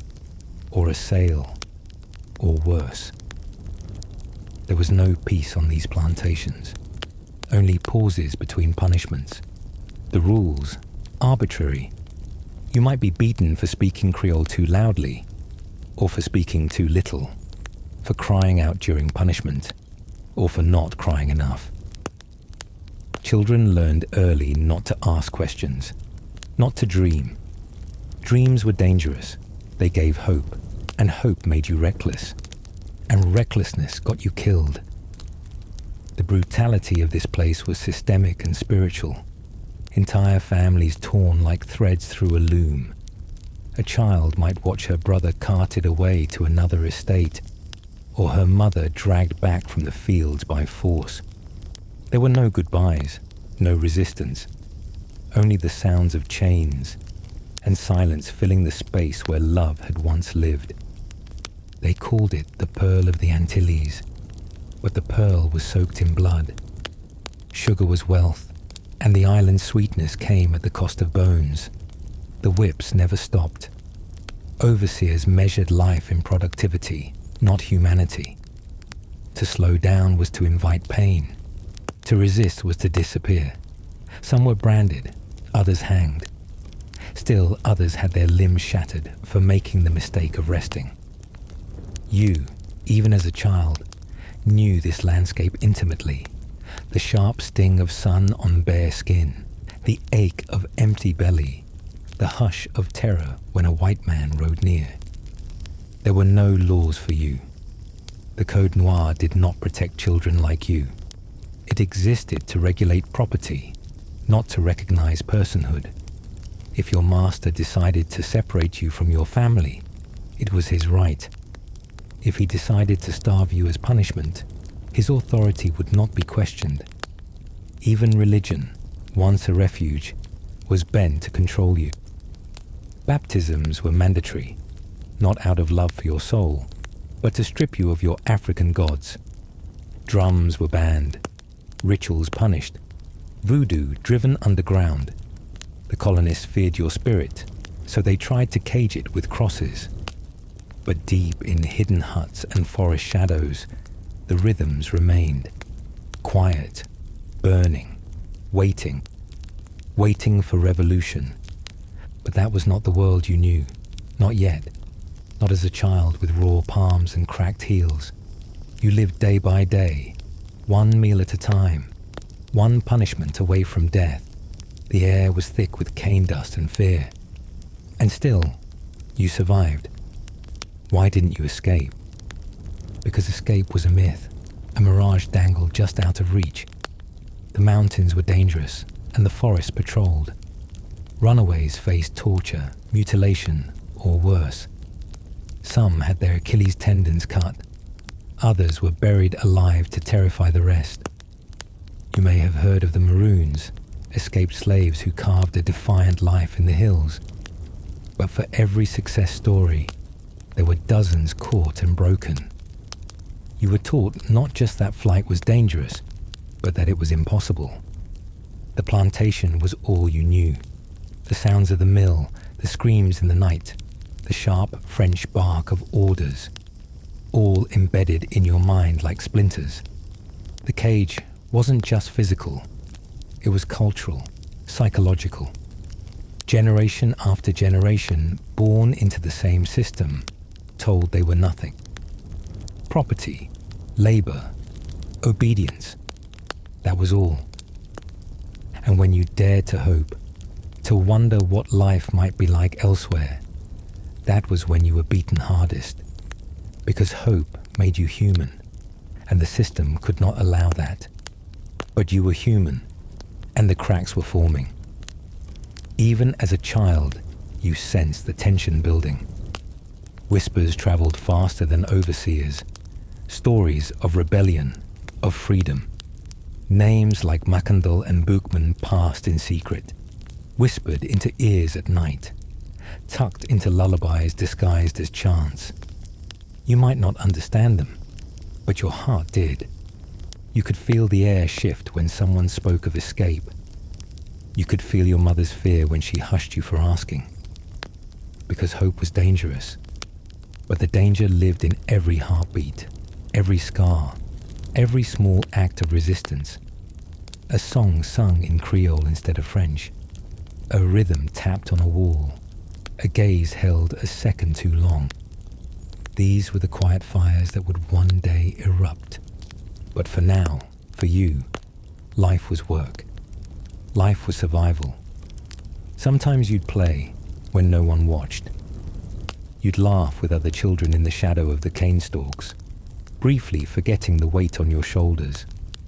Sometimes a grandmother would hum old songs, faint echoes of Africa, the continent stolen from your blood. And in those moments, however fleeting, you felt something close to joy. But it never lasted. The next day would bring another dawn, another quota, another punishment, and the cycle resumed. You were not meant to know peace. You were born to serve, to be worn down, to die young. And yet, you lived. Each breath a defiance, each memory a spark. You carried pain, yes, but also the seeds of a reckoning. And though you didn't know it yet, others around you were carrying those same seeds. In 1791, they would ignite. Fire would rise, chains would fall, blood would spill, not just yours but theirs. And Saint-Domingue would burn its way into history. But that was not your story. Not yet. Yours was the story of the before, the forgotten days, the shadowed years, the invisible pain that built the storm.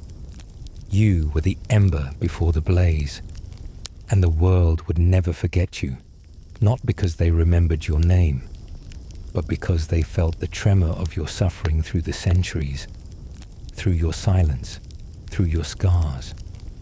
You were born where the sugarcane bled, but you were never just sugar.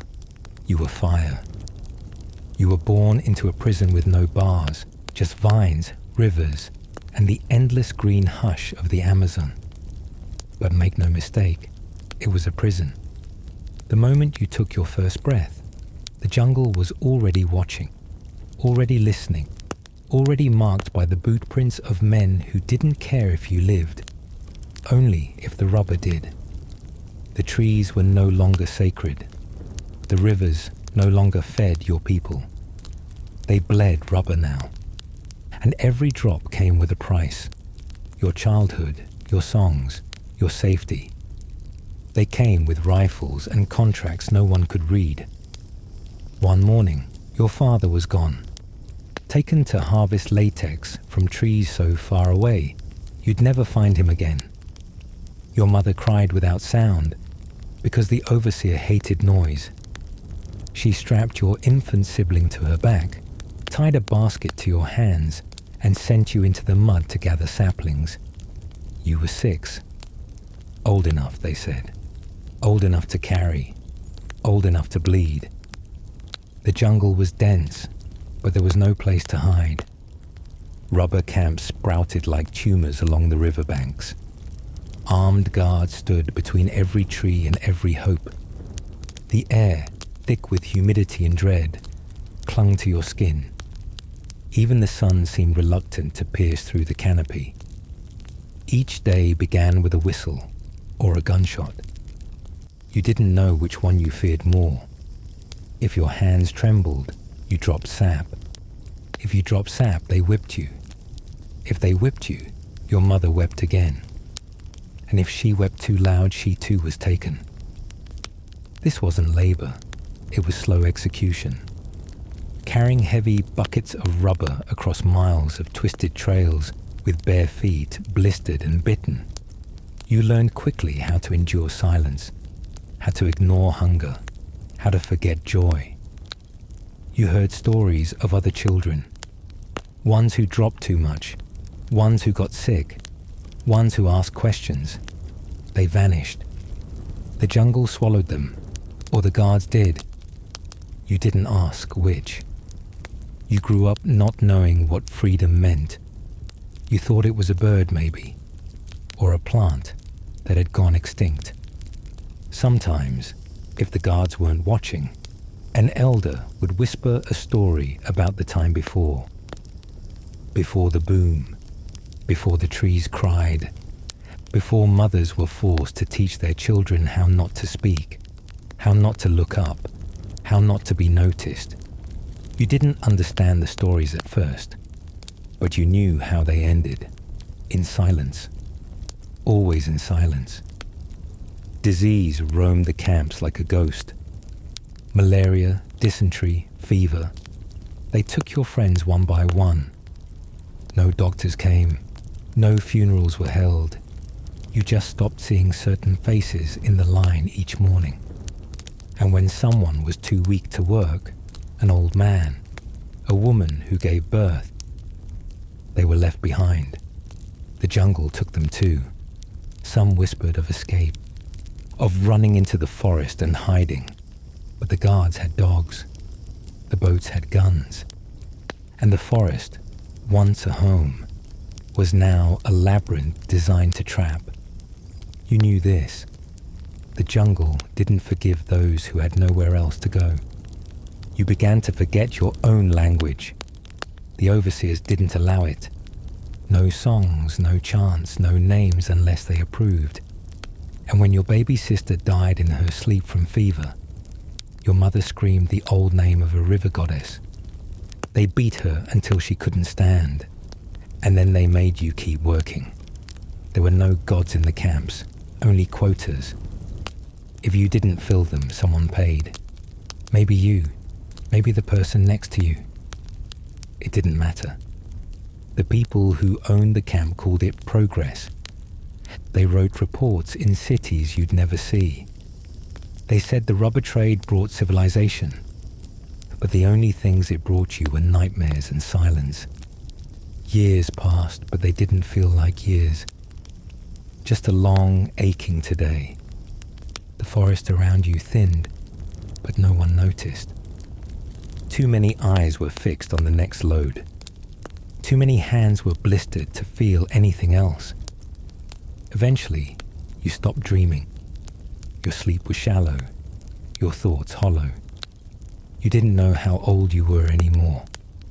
Sometimes you'd see someone new arrive, an orphan from another camp.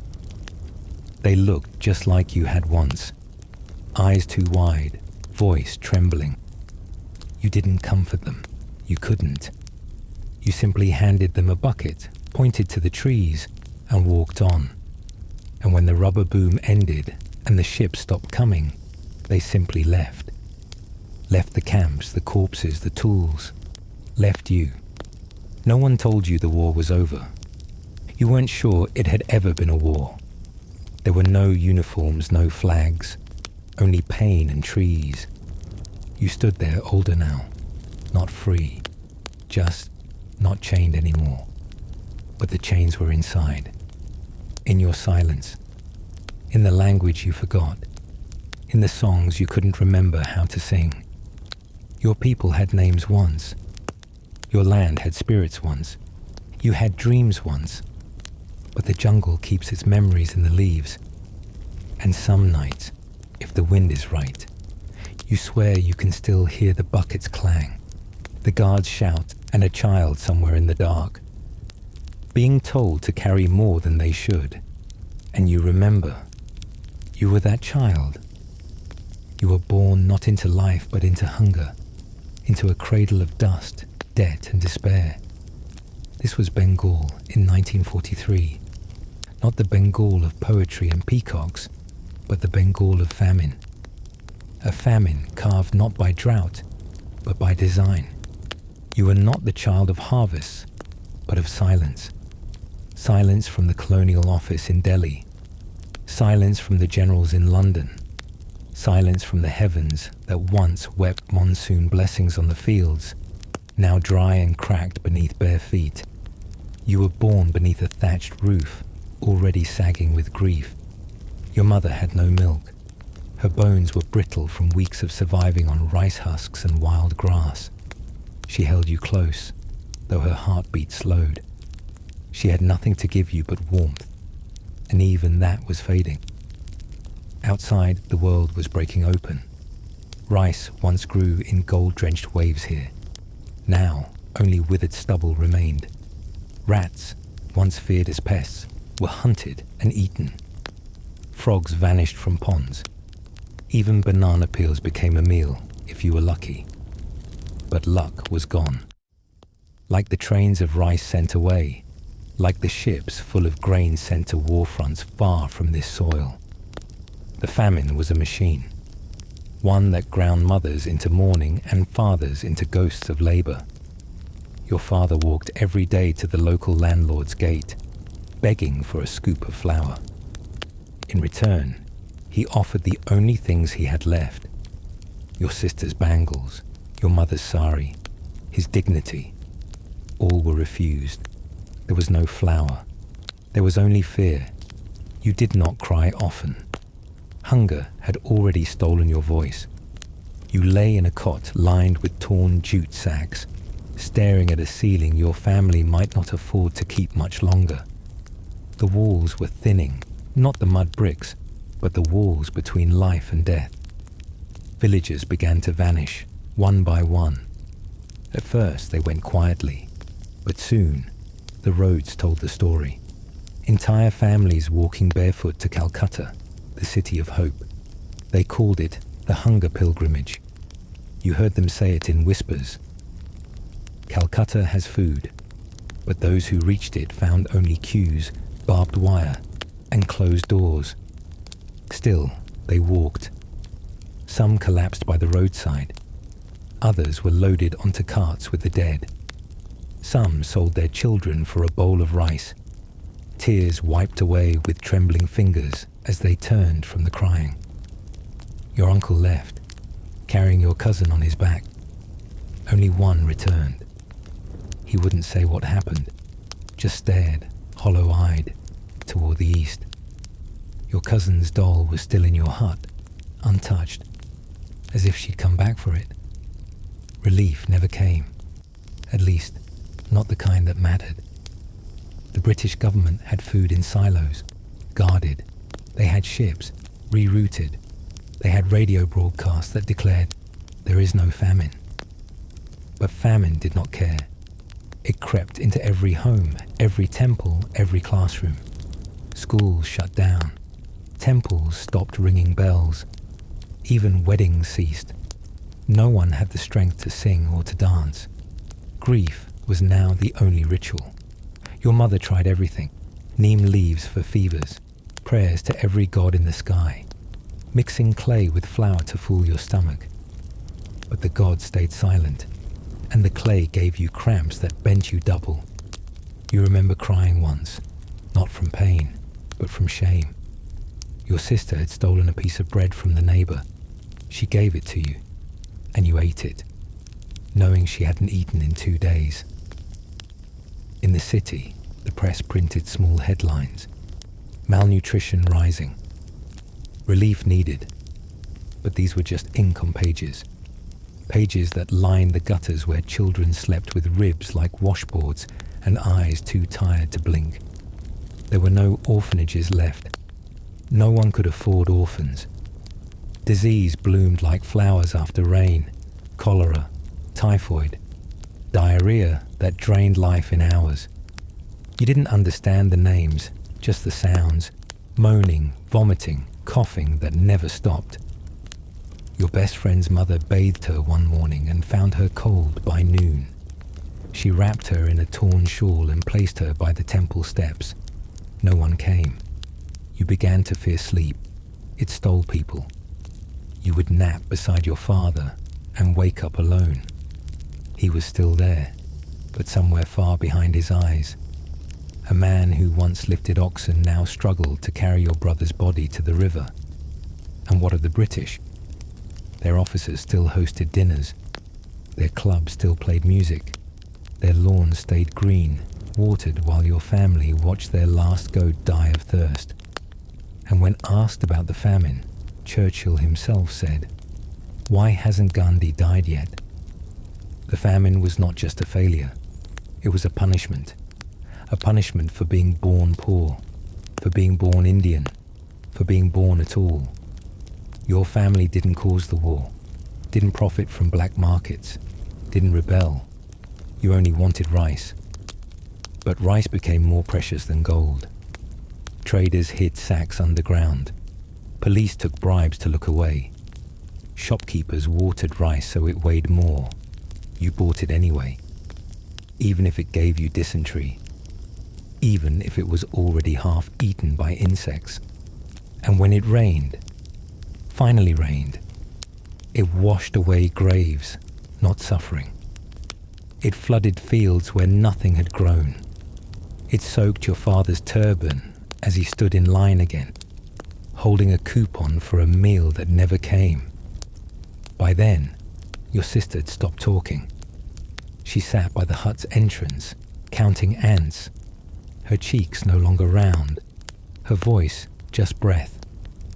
One day, she didn't wake up. Your mother bathed her, dressed her in her oldest but cleanest dress, and carried her to the banyan tree. She placed her gently beneath it, lit incense, wept silently. You asked where she went. To where there's food, your mother said. There were rumors that things were getting better, but better was not life. Better meant the cremation lines were shorter, that rats returned, that the sick were now well enough to beg, but begging was still hunger with a voice. Eventually, war ended. Trains began to move. Rice began to return. But you had already changed. You no longer played, no longer dreamed. Your drawings were of bowls and spoons, of buffaloes, of full plates you had never seen. When your school reopened, your first lesson was silence. No one asked, "What did you do during the famine?" Everyone already knew. You survived. That was enough. That was everything. Years later, they would write books about it. Politicians would say it was unfortunate. Apologies would come. Too late. Too small. They counted the dead. Over 3 million. But they never counted the survivors. The ones who carried famine like a second skin. Who remembered the smell of a dying child more vividly than any festival. You were one of them. And though you grew, though you married and raised children of your own, that hunger never truly left. You still stored rice in jars, far more than needed. You still watched the sky for clouds, praying they'd bring good rains. You still touched your own child's cheek at night, just to make sure they were warm, because you remembered what it meant when they weren't. Because once, you were born in Bengal, in 1943, and learned that the world could forget you, and that hunger, once it knows your name, never stops calling it. You were not born into a home. You were born into a mandate, a silent one, sealed by ink, signed in Parliament halls, but deafening in its reach. If you were born indigenous in Canada in the late 19th or early 20th century, your first cry may have been followed by the slow approach of silence, not just of your language, but of your very identity being erased. It didn't begin with a knock. It began with a sentence. We need to civilize them. From the moment your feet touched this earth, the government had already marked your path.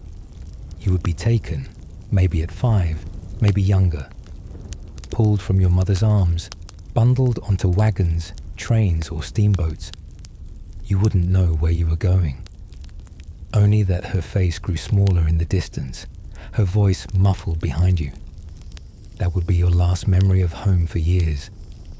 You arrived at a place with long wooden halls and cold tiled floors. The walls held crosses, but gave no comfort. You were stripped of your name, your hair, your clothes, your stories. A number was easier to control.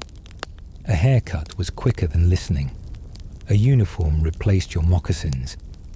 Your silence was their victory. You weren't allowed to speak Cree, or Dean, or Blackfoot, or Anishinaabe. Your language became a punishable offense. One whisper in Ojibwe might earn you solitary confinement. A few words in your mother tongue, and you'd be slapped, shamed, or forced to kneel on coarse grains until your knees bled.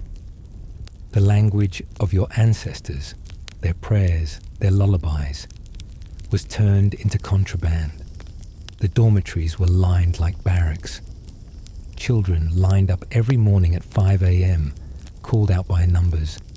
Porridge was thin, bread mouldy. Hunger sat in your belly like a permanent roommate. You learned to eat fast, to clean faster, to obey always. Chores filled the hours when lessons ended. Chopping wood, cleaning halls, tending the gardens that fed the priests and nuns better than they ever fed you. When night came, you prayed, not to God, but to silence, that you wouldn't hear the footsteps, that the door wouldn't creak, that no one would be taken from their bed that night.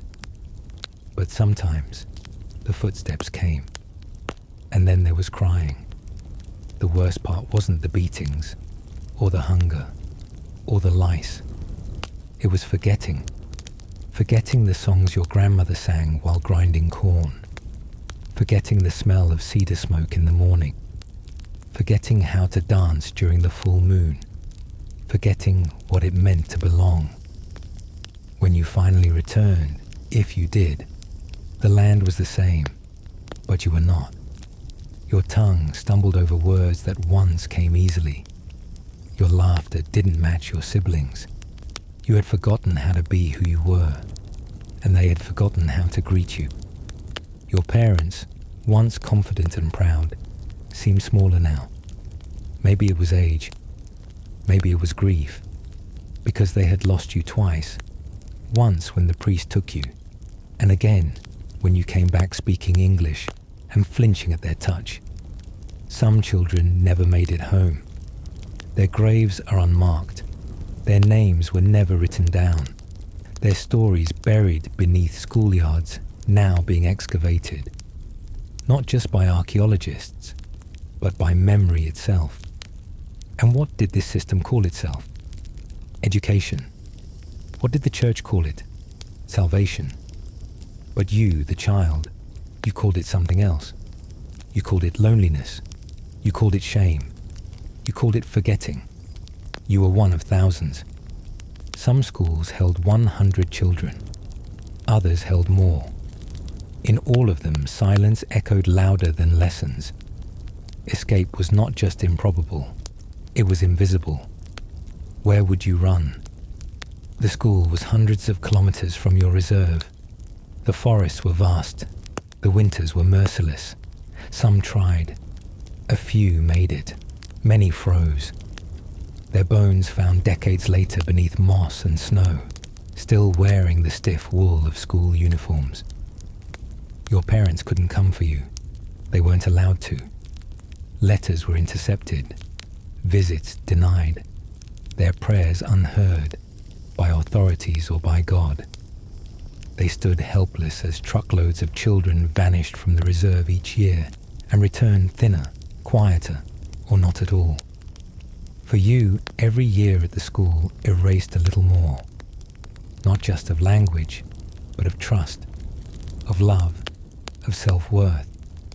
You learned to hate your skin, to hide your heritage, to walk with your head down, to apologize for existing. And when the schools closed, the silence remained, because no one asked. Not really. And when someone did, you didn't know how to answer. How do you explain what it means to lose a language before you even knew its power? To lose a name before you could write it? Even as an adult, the loneliness did not end. You carried it into jobs, into marriage, into parenting. Some drank to forget. Some hurt those they loved. Some simply faded, present in body but absent in spirit. The trauma didn't stop with you. It passed like smoke from generation to generation. Your children heard your silences and inherited your fears. They learned to be careful with trust, careful with hope. Some would call this a tragedy of history, but history is a word we use when we want to forget. This was no accident. It was policy.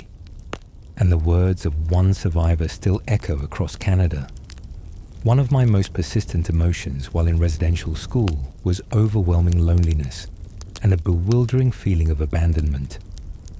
Abandonment, not just by family, but by an entire country. You were born not into a home. You were born into a system that tried to erase the home from you, but you survived. Not whole, perhaps, not unbroken, but present, and in your survival, in your truth, in your voice. The silence finally breaks.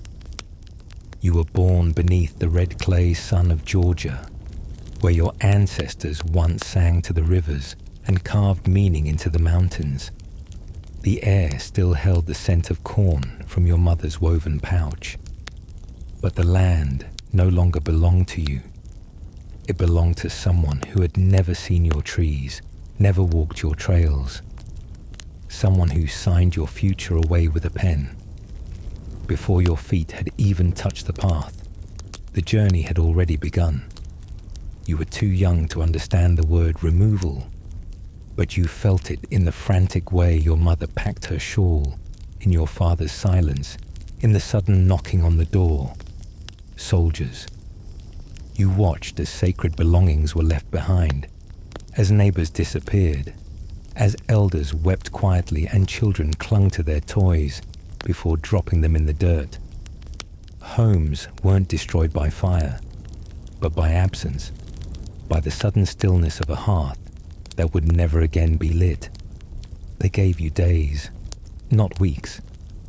Days to leave the only land you had ever known. You left behind more than home. You left behind the bones of your grandparents, the berries from your favorite bush, the laughter that used to echo down familiar hills. In its place, they gave you wagons, cold biscuits, and a government promise that broke as easily as brittle winter leaves. The Trail of Tears was not a trail at all. It was a wound stretching over 1,000 miles, carved by boots and wagon wheels, and filled with cries no one answered. You did not walk it willingly. No one did. Some were dragged. Some were bribed with lies. Some simply stopped speaking after the march began. You remember riding in the back of a crude wagon, the wood splitting under your tiny hands, your mother coughing beside you. There was no comfort, only movement. Each sunrise bled into hunger. You watched children older than you collapse with fever. You heard mothers sing lullabies over motionless infants. At night, you buried the dead with your own hands, even if your fingers were too small to grip a shovel.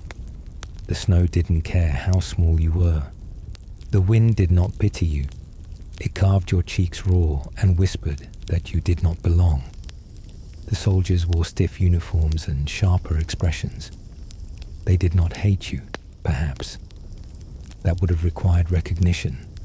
They saw you the way one sees a pile of stones, inconvenient, immovable, in the way. You remember one looking at you as you tripped and fell, nose bloodied in the frost. He kept walking. The man behind him stepped over you. Some children cried for home.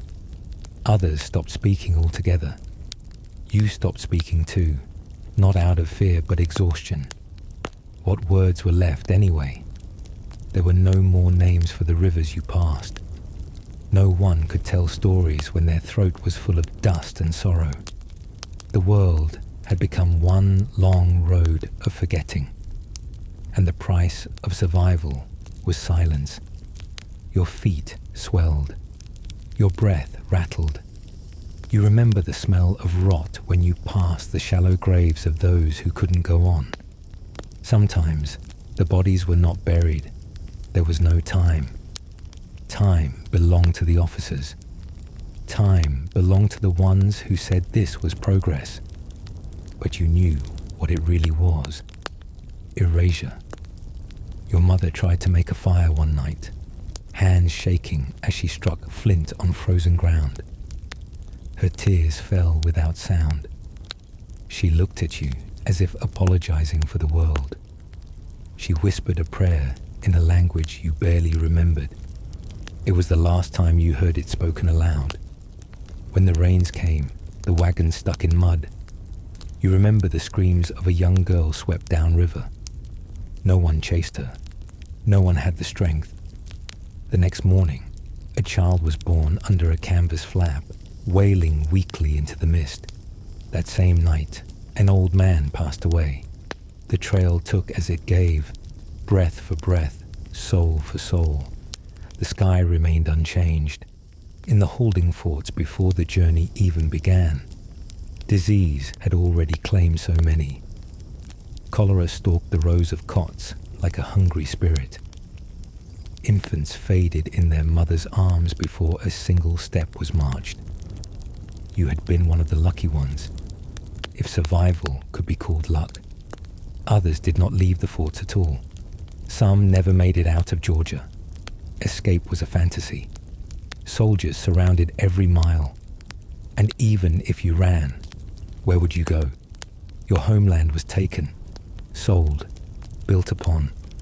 Your forests were now cotton fields.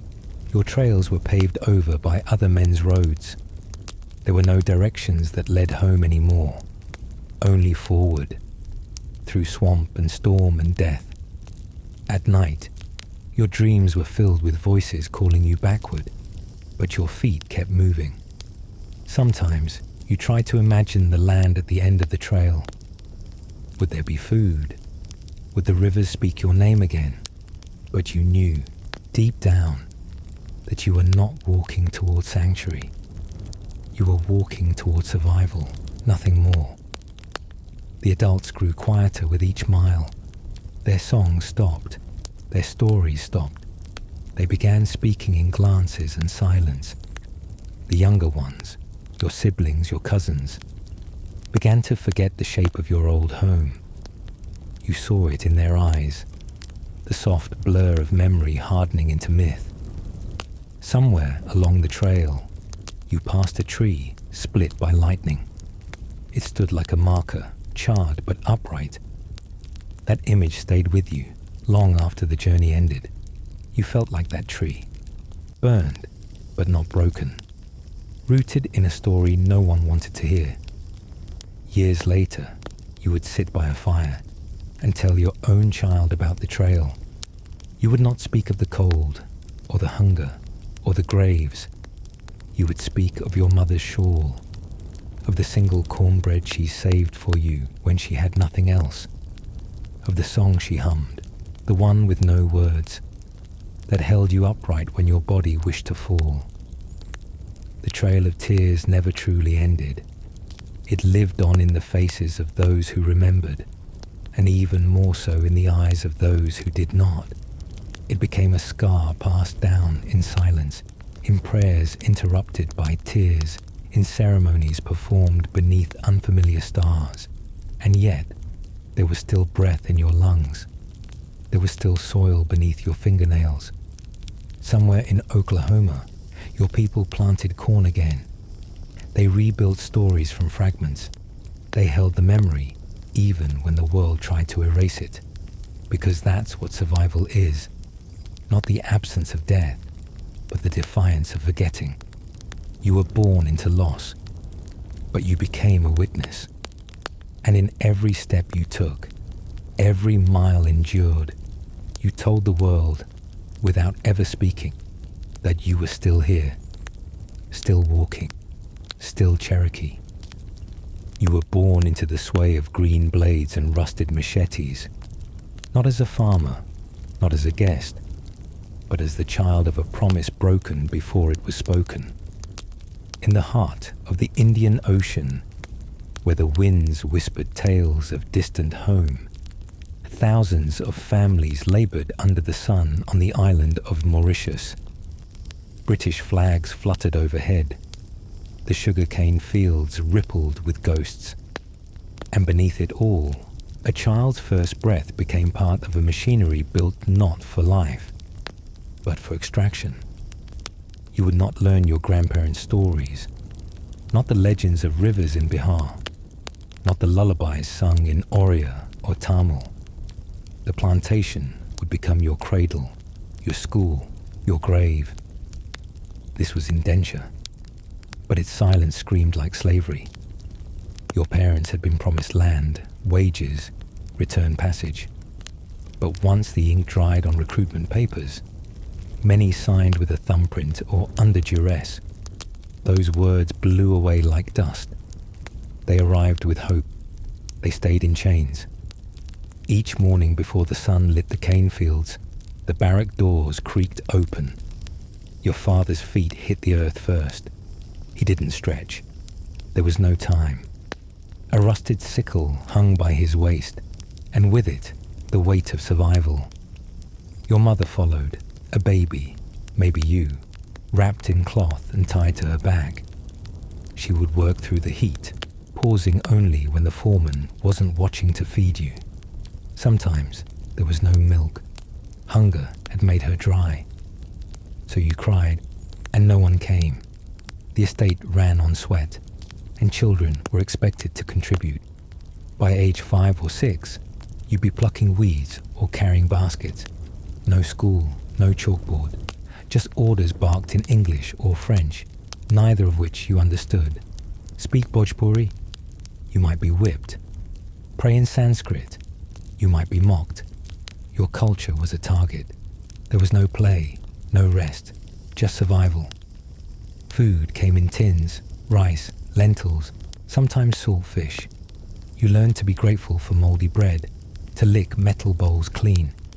Your belly often ached, not just from hunger, but from parasites that brewed inside your small intestine.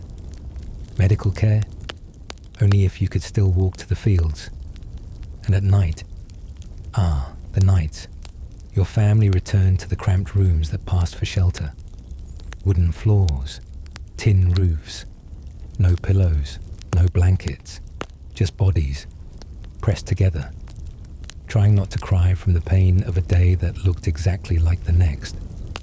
Your father's hands, blistered, cracked, still clutched the tool he couldn't afford to drop.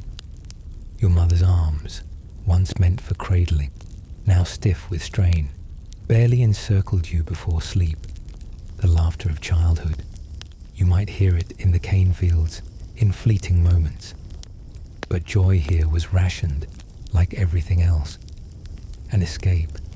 That was a dream forbidden even in dreams. The plantation was an island inside an island. Overseers patrolled it like hawks. Desertion was punishable, sometimes by jail, sometimes by beatings, sometimes by simply vanishing. A few tried to flee to the jungle. Fewer survived. There were snakes, cliffs, hunger, and the ocean itself. A wall made of salt and indifference. Your family couldn't afford a boat, and even if they could, where would they go? India. That was a continent and a memory away. No return ticket, no ferry of forgiveness. The British Crown had turned contracts into cages, and those cages became generational. Because even if your parents' 5-year indenture ended, assuming they weren't fined or extended for any petty infraction, there was nowhere to go. No savings, no land, no schooling. They stayed, and so would you. The plantation became the world, and the world became small. Your festivals, Diwali, Holi, Eid, were shadows, celebrated in secret, if at all. Drums were replaced with silence, dance with discipline, language with erasure. You knew the cane's cut before you knew your caste, knew the whip's crack before your grandfather's name. And even if you didn't bleed, you bore the bruises in your dreams. Vinud Bujit, whose ancestors bore these chains, would write generations later. Overwork and physical abuse crippled the lives of these men and women. But he could have said, it crippled their children too. It crippled the future. The spiritual hunger was as deep as the bodily one. A hunger for belonging, for stories, for something untouched by colonial fingers. But even God felt far away. Priests came, but often only to convert. Books came, but only in foreign tongues. Maps came, but only to show the way out, not home. And so, by the time you were a teenager, you had seen more funerals than festivals, more mothers crying than singing, more whips than welcome. Some girls your age were married off before they bled.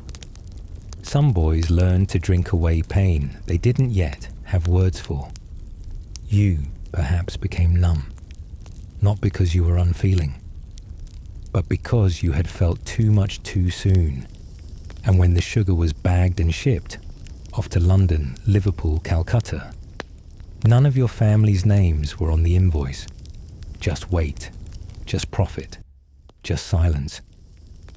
The colonial government called you coolies, a slur born of condescension. You called yourselves nothing, because what name survives the daily erasure of dignity? Still, the soul clung to fragments, to the rhythm of pounding grain, to lullabies sung when no overseer was near, to the threadbare sari your mother refused to discard. Culture didn't die, but it bruised and hid. Eventually, years passed. The contracts faded. Some indentured workers became free on paper. But by then, so many had already died on those fields, of hunger, disease, heartbreak. And those who remained, they raised children who didn't know Hindi, who feared authority, who thought the cane field was their inheritance. Even today, in Mauritius, people speak of the past with haunted respect. They call it sugarcane hell. But you would call it life. You were born in chains woven from ink and distance, raised on the edge of the world, under a sun that never seemed to set, taught that your worth was measured in cut stalks, not in stories or dreams. But maybe, just maybe, one night your mother whispered a name, your great-grandfather's name, a village by a river, a song with no beat but memory. And maybe, in that moment, tired, aching, half asleep, you felt something stir, something like belonging, something like fire, something like a seed, planted in blood, watered in silence, still growing, still yours. You were born beneath the same sun, cried your first cry on the same soil, carried the same crimson of the nation in your veins, and yet, by accident of ancestry, your name was added to a list. Your neighborhood was emptied, your family numbered and tagged. One morning, soldiers arrived, not with bullets, but with clipboards, and just like that, your childhood ended. You were Japanese American, not foreign, not distant, not trained in espionage, just born to the wrong lineage, at the wrong time, in the wrong place. They called it relocation, but no map showed Manzanar. What it truly was confinement. Prison dressed in patriotism. Tar paper walls, dust-bitten barracks, barbed wire fences. They told the country it was for safety, but it wasn't yours they were protecting. In 1942, under Executive Order 9066, the United States government stripped over 120,000 Japanese Americans of their homes, businesses, and freedoms. Entire communities vanished overnight. Children like you were herded into assembly centers. Old racetracks and fairgrounds turned holding pens. You didn't know where you were going. Nobody did. The train ride was endless, windows blacked out, meals cold, if offered at all. Mothers nursed babies in silence. Fathers stared at nothing. And when the train finally stopped, you stepped into a wilderness no child could dream of. A desert flatland flanked by mountains. Isolation thick as the dust that stung your throat. This was Manzanar. Your new home was a barrack. Flimsy boards, no insulation, and cracks that let in every wind. Families shared single rooms, 8, sometimes 10 in one space. Mattresses were sacks of hay, The desert cold seeped into your bones at night. Summer heat blistered your skin by day. And always, the wind. It howled like an accusation, as if even nature blamed you. Food came at scheduled hours, cafeteria style, in mess halls built by your own fathers. Powdered eggs, canned peaches, grey rice. It wasn't poisoned, but it also wasn't nourishing. It wasn't your mother's stew or your grandmother's pickles. It was bland, foreign, and forced, and always accompanied by the eyes of guards watching from towers. You were told to be grateful. You were told it was temporary. But weeks became months. Months became years. You tried to be a child. There were makeshift schools, church services, even baseball games drawn in chalk on dry earth. But how do you laugh when you know your father cries at night? How do you focus on spelling when your mother has to barter her wedding kimono for baby shoes? You saw adults crumble. Gentle men, proud of their farms, were now forced to hoe dry soil to contribute. Women who had once run stores now scrubbed communal toilets under suspicion. Some cried behind paper screens. Others turned silent. The worst part was not the hunger or the cold or even the shame. It was the confusion. You were American. You recited the pledge. You sang the anthem. And yet, your country did not trust you. How do you reconcile that as a child? How do you make sense of betrayal that comes not from strangers, but from the place you call home? And so, you learn to vanish, to keep your head down, to make your voice quiet. You stopped asking questions. You stopped dreaming. Your friends changed too. Some grew angry, became rebels, wrote petitions, got into fights. Others became ghosts, walking quietly, avoiding trouble, speaking only when called. Every child was tested. Some failed, some never recovered. Time passed, seasons turned, the war moved on, but you remained. You remember the dust most of all.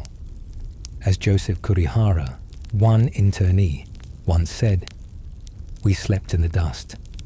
We breathed the dust. We ate the dust. And when the wind blew, it carried with it the whispers of everything you lost. The scent of your family's tatami mat, the jingle of your neighbor's store bell, the echo of your dog's bark left behind. And then, almost as suddenly as it began, it ended. One day, you were told you could leave. No apology, no ceremony, just a bus ticket and a list of places you weren't allowed to return to. Your family stepped out into a world that had moved on without you. Your house, sold. Your school, gone. Your neighbors, suspicious. People looked at you and saw the enemy, not the survivor. And what of the scars? They weren't visible, but they were deep. You'd been taught never to speak of the camps. Shame wrapped itself around your memories like barbed wire. You tried to rebuild. You smiled in photographs. You got jobs. You sent your kids to school. But something had shifted in you, in all of you. A tremor under the skin, a wound beneath the flag. Years later, as the world learned the truth, a few dared to speak. Isu McCallum, a survivor and later a senator, once told Parliament, "One of my most persistent emotions while in residential school was overwhelming loneliness and a bewildering feeling of abandonment." Though she spoke of Canadian institutions, the emotion was shared. Across borders, across camps. Your story is not just about injustice, it's about identity. What it means to belong, what it costs to be othered, and what it takes to survive when the land you love locks you away for looking like the enemy. The Manzanar camp is empty now. Wind dances over its gravel paths. Barbed wire rusts quietly. A museum stands where watchtowers once loomed. But ghosts remain. They are children who never played freely, fathers who died of heartbreak, mothers who buried grief beneath their aprons. They whisper still, on the wind, in the dust. We were born here, we lived here, we mattered here. And in that echo, may their truth endure. You were born beneath an iron sky, not of steel and industry, but of silence, tension, and the trembling of a village that knew the night might end with fire. In Sudan and South Sudan, during the late 20th and early 21st centuries, birth was not a beginning, it was a sentence. A sentence written in the shadow of war, signed by the rifles of militias, and sealed by the fear that your name, your breath, your body might never belong to you. From the moment you cried, someone listened, not to comfort you, but to mark your existence as potential property, a tool, a recruit, a future soldier. And so you were raised beneath that knowledge, that your home was not safe, that your blood was not yours to keep, because in this place, being born meant inheriting a war you did not start, and carrying the trauma of generations who never had the chance to put down their burdens.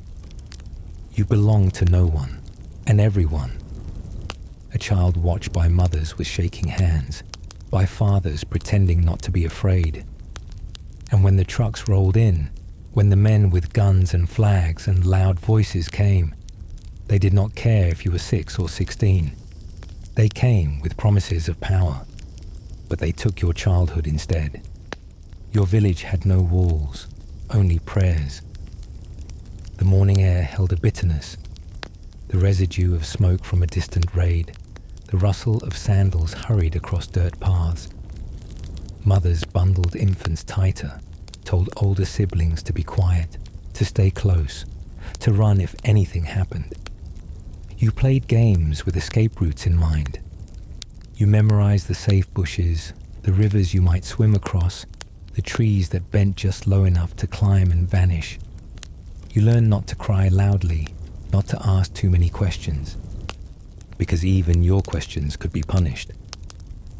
Some children were taken in broad daylight. Some disappeared at night, their names never spoken again for fear the memory might summon more sorrow. It was not rare, it was routine. The goats, the crops, the water jugs, all guarded with the same tension as your baby brother, because the world you were born into did not distinguish between food and flesh. All were taken when wanted. The militia raids were fast, brutal. Sometimes they came with trucks, sometimes with shouting. Sometimes they didn't need to arrive at all. Just the rumor of them was enough to send families scattering. Barefoot into thorn-thick bushland, children in arms or dragging behind.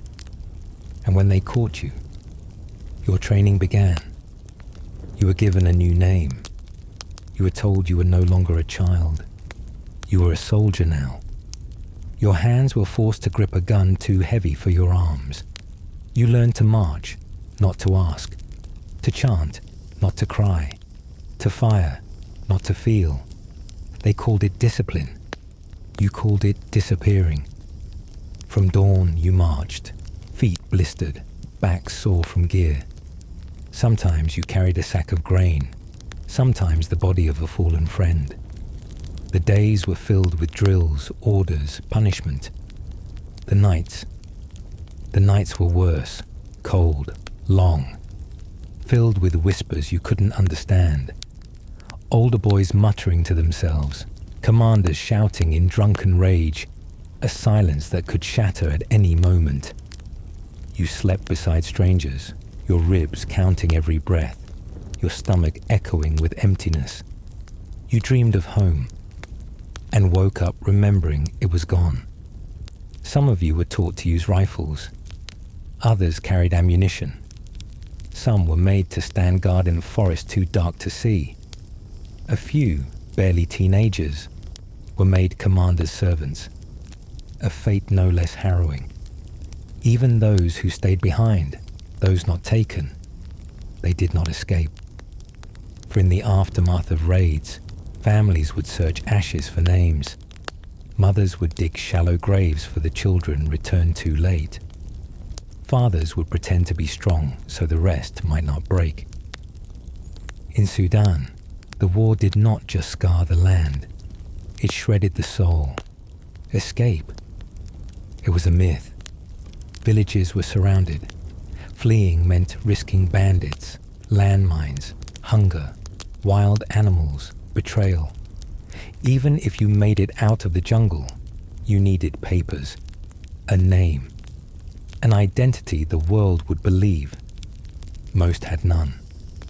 And the war didn't care about your story. It only cared if you could carry a weapon or obey an order. Even if you slipped away from your captors, you were often returned by locals who feared the militias more than they pitied you. And sometimes, those who escaped didn't want to come home. Not because they forgot, but because they didn't know how. Some were so young when taken, they barely remembered the lullabies or the faces that used to mean family. By the time peace came, or something like it, they were strangers to their villages, foreigners in their own names. What does war do to a child? It teaches them that love is weakness, that silence is safety, that grief must be buried quickly before it buries you. Some children grew angry, violent, their emotions weaponized before they could even spell their feelings. Others grew quiet, withdrawn.